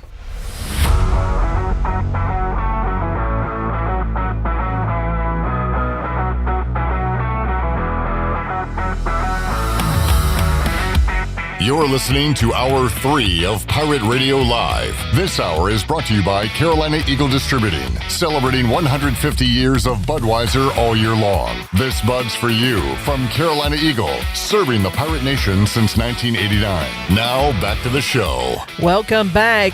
Don't miss a second of the action. Download the free Pirate Radio app today. Take us with you wherever you go. You can listen to all of your favorite shows, including Pirate Radio Live. You can also catch up anytime with our archived content. If you missed any of our specialty guests that we had last week, or if you want to go back and listen to the Dixon Williams interview we'll do tomorrow with Dixon, it's all up there. It's everything you love about Pirate Radio right in your pocket, right at your fingertips. Just search Pirate Radio in your app store and download it now. Now let's head back into PRL. Here is your host, Clip Brock. All right, back with you, Pirate Radio Live. I don't know how to handle this news. Tonight's PWHL matchup. Professional Women's Hockey League? Is that what that is? Yeah. Yes. Has been postponed. Why? Between Minnesota and Montreal. Minnesota. Due to player safety concerns related to illness. Blah, blah, blah, blah, blah, blah. It says medical assessment has determined that the symptoms are not consistent with the hantavirus. Oh, yeah, which is becoming the new concern. So, the decision made following consultation with medical personnel in accordance with the league's blah, blah, blah. Okay. Interesting. But so this is obviously not like a flu type deal. This is something different. But I mean, let's say the Lakers get the flu tonight. Are they going to not play? I would just think you go with who you got and you play regardless. Unless it's a situation where they don't have enough to put a product out on the then you forfeit. Ice. I don't know. I just haven't heard this, and it just makes me worry with all the stuff we went through 6 years ago. Yeah. So I don't like it. But there you go.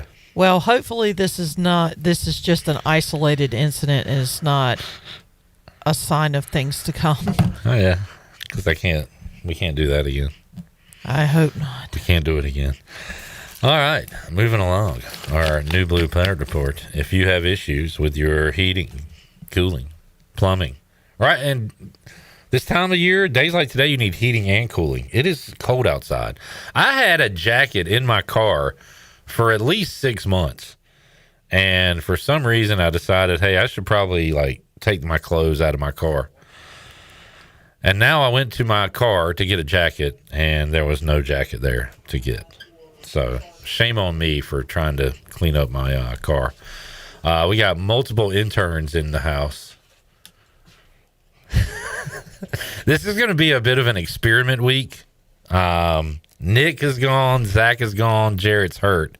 So we got Victor and Avery doing all they can to keep the building afloat here on Pirate Radio Live. Victor has just unplugged my computer, so that's good. We got it going. We got it. Yeah, we're good. All right. We're good. We're good. No, we're fine. You're good.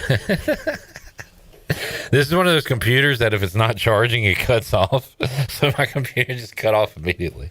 But hey, we had to get things back going. So thank you, Victor. Thank you, Avery. I can't wait until, what day is Avery not here? It's going to be Carter running the show. That's going to be interesting. That's when we're going to have some fun here on Pirate Radio Live. All right. By the way, mention no baseball tomorrow between ECU and Campbell. Well, Shirley's doing some teaching right now. Shirley, what you got an alert from ESPN? I did. That was of interest after our discussion, our mutually canceled game between ECU and Campbell. Yes, the alert I got was the NCAA Division I Baseball Oversight Committee is looking at reasons teams cancel games and states that those teams may be penalized in some capacity for canceling games to avoid an RPI hit. Yeah. So I'm going to read you what they wrote. I'm just going to give you a couple of it says on behalf of the committee, this is Michael Alford, the chair of this committee. He states they are concerned with the practice of canceling regular season games for reasons other than inclement weather. It is not the intent or spirit of the game to adjust scheduled games in an attempt to strategically impact selection data or metrics. And then, of course, they go on to say the subcommittee will be keeping a watchful eye on team schedules, and games canceled to avoid the impact on mathematical metrics will be discussed and could have a negative impact on the evaluation of a team. Yeah, so this is an epidemic, like players not playing in bowl games and stuff. We're seeing this all over the country at this point of the college baseball season. So, all right. So we will not hear what Cliff Godwin had to say about Campbell because that game will not be played. We will hear what he has to say about Cut 6, Shirley, how big it is to lock up the 2 seed ahead of the conference tournament. I'm just going to enjoy this win, okay? It's been a while since we won. We talked about it, that we were still in second place, and I have no idea what everybody else does. I don't care what everybody else does. I care about how we play and our mentality, and it was awesome today, and that's all I care about. All right. I care about that top 2 spot because that is huge if you can get it. And right now, with that win yesterday, ECU moved ahead of Rice, who had tied them, and also ahead of UAB, who lost. UTSA also lost on Sunday. So East Carolina, the only team in the top 5 to win. The Pirates are 1 game up on UAB and Rice. They own the tiebreaker against UAB. They do not against Rice, who just came in here and won 2 out of 3. And as a commenter said earlier, UTSA would need to get swept and ECU would need to sweep FAU for the Pirates to move into first. But if you're first or second, you get that same sweet bye. So that's what ECU is looking for right now. Coach Godwin was asked about what it was like to see Nick Parham hit a home run, cut 4. It's awesome. I mean, Parham's been in our program for 3 years. He's battled injuries, not playing a whole lot, and he's playing a really good shortstop for us, and the guys love him, and anything that comes to him, he deserves, he's earned, and I appreciate him. I'm interested to hear the answer for Cut 9. What can you learn from this weekend series? You can learn something every day when you play the game of baseball.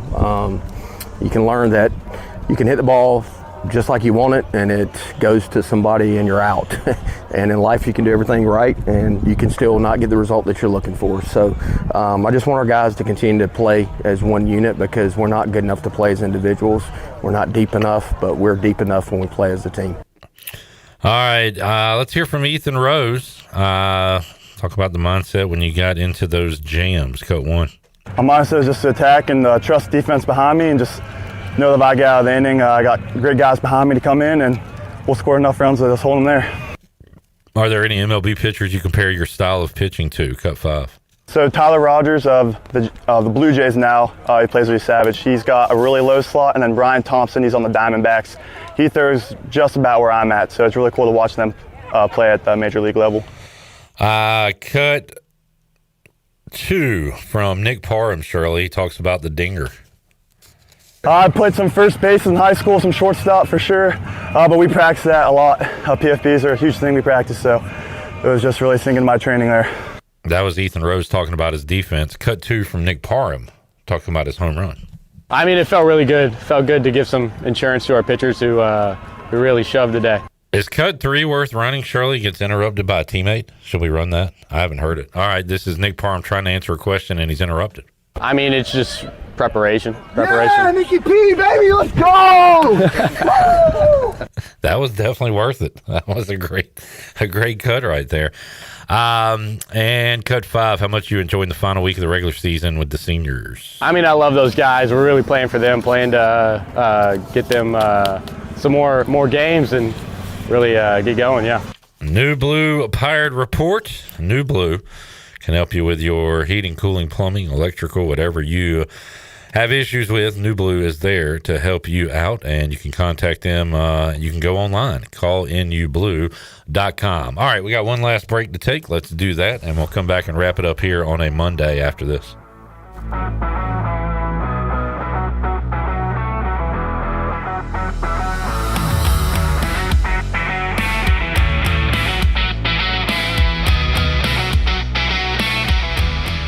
We got the bases covered when it comes to having fun. What's the Down East Bird Dogs pay? Tuesday night, join Bojangles inside Kinston's historic Granger Stadium for the Down East Bird Dogs opening night. Play ball! It's $2 Tuesday with $2 tickets and select $2 concessions. The Bird Dogs are back, and opening night is this Tuesday in Kinston. Gates open at 6. Learn more at downeastbirddogs.com. The NU in New Blue stands for Next Up, and with their Next Up mentality, they are staying hungry to go the extra mile just for you, humbly learning through continuous training and a commitment to remain focused on working smart to deliver a new level of service excellence. Next Up means doing the small things right because your home deserves it. Whether it's plumbing, electrical, or HVAC issues, New Blue is next up and ready to help. Visit callnublue.com or call 252-228-5855. New Blue Service Group, redefining service excellence. Go Pirates! Spring is a great time to plant flowers, trees, and bushes. When planning your landscape, please keep in mind that you should never plant anything within 3 feet of a gas, electric, or water meter. The same thing applies if you have an electric transformer in your yard, except keep plants 8 feet clear of the front in case crews need access during a storm or an outage. Always remember to call 811 at least 3 business days before you dig to avoid underground lines. This important safety message is from your neighbors at Greenville Utilities. The Buccaneer Music Hall is your beacon of music in the land of the Pirates in ENC. Open at noon 7 days a week with live music. Come enjoy sports trivia with me, Clip Rock, every Monday. Tuesday and Wednesday, it's live local acoustic night, along with line dancing from 7 to 9 on Wednesday. Thursday, there's a brand new lineup with Singo starting at 8, followed by karaoke with DJ Dog. Ladies and free both Friday and Saturday nights with the best local bands in the area. Finish the weekend with free games and DJ Kids Scene. Y'all come get bucked up. Close your eyes and picture this. Sizzling fajitas hitting the table, fresh seafood bursting with flavor, and a handcrafted margarita waiting in your hand. That's the experience waiting for you at La Tavara Mexican Kitchen and Seafood on 10th Street in Greenville. From brunch with friends to a quick lunch break, La Tavara brings the taste of the coast and the heart of Mexico together in every bite. So when you're hungry for something fresh and unforgettable, make it La Tavara Mexican Kitchen and Seafood, 10th Street in Greenville, or online at latavara.restaurant.com. Hey Pirate Nation, this is Danny Beal, and the best place to go for custom t-shirts, apparel, or promotional items is University Sportswear. University Sportswear was easy to work with when I needed my custom t-shirts. From start to finish, University Sportswear provided superior customer service and a quality product that cannot be beat. If your business, organization, or event needs t-shirts or promotional help, then you need University Sportswear. Visit universitysportswearenc.com for contact information. Go Pirates! East Coast Grading and Utilities is your source for clearing, hauling dirt, and concrete work. East Coast Grading and Utilities handles all sewer and water issues as well. I'm David Bond. Whether putting in a new subdivision or helping you with any and all of your drainage problems, I can get the job done. Call me at 531-7494. No job is too big or too small. East Coast Grading and Utilities. Friends helping friends. 531-7494 for East Coast Grading and Utilities. Come celebrate the next big Pirates win at the Rick House. The Rick House is Greenville and Eastern North Carolina's premier American-themed restaurant. I'm Jeremy Shelton, General Manager at the Rick House. Come see us for a big city feel right here in Greenville. I guarantee you'll have a great experience. We feature the very best bourbons around. Our made-from-scratch pastas are to die for, and nobody does steak like the Rick House. We also feature an early dining special from 4 to 6. Come see us at the Rick House, Red Banks Road in Greenville. This is Kim McNeil, head women's basketball coach at East Carolina University, and you're listening to Pirate Radio, the voice of the Pirate Nation.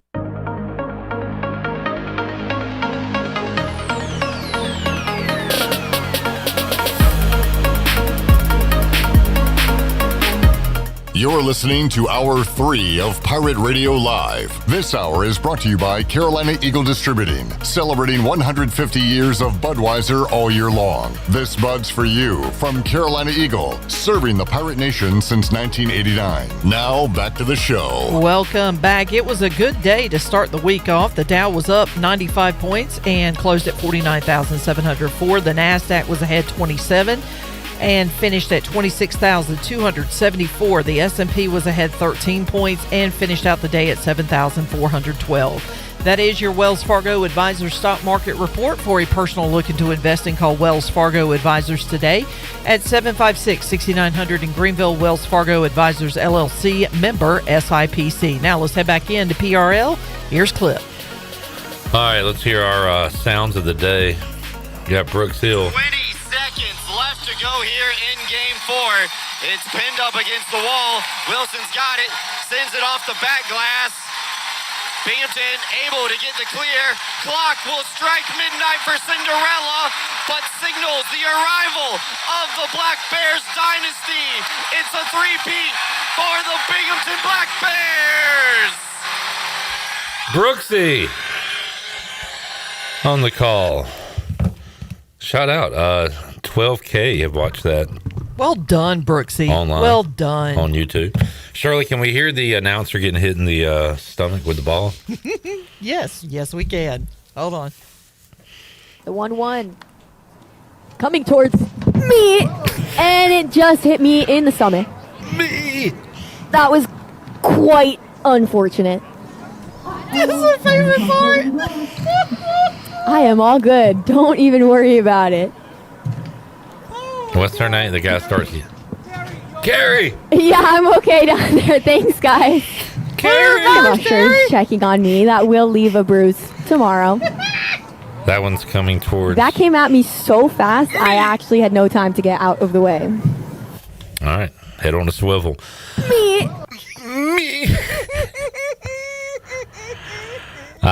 Mitch is not happy with the Campbell ECU cancellation. That was quite unfortunate. That's what he said. He also said, at this point, I hope we win out, play for the championship, and lose. And the committee tells you you're not in because you canceled the Campbell game to avoid an RPI hit. That will leave a bruise. Maybe tomorrow. that'll stop this canceling nonsense. I hear you, Mitch. I want him to get in the tournament, but I hear where you're coming from. Me. Play the games on the schedule. If you don't, you just sound like you get hit in the stomach with a baseball. Me. And that's unfortunate, Shirley. That was quite unfortunate. All right, who's ready to go home? Oh, yeah. Me. There we go. Thank you, Shirley. Intern Avery, intern Victor. Thank you guys today. Appreciate y'all and your help here at Pirate Radio Live. Carter says you'll have a really good time with me there. Sounds like a threat. I think I'm sick that day. Carter's like our Gronk without the athletic achievements. I saw Carter at the softball championship on Saturday out in the outfield. We'll have him later this week. Yeah. All right, we will see you when we see you. That'll be Tuesday, 3 o'clock, all new edition of Pirate Radio Live with Dixon Williams and others coming up on the show. Talk to you then. For the crew, I'm Clip Rock. Jeff Charles, take us home. Have a great night, Eastern Carolina.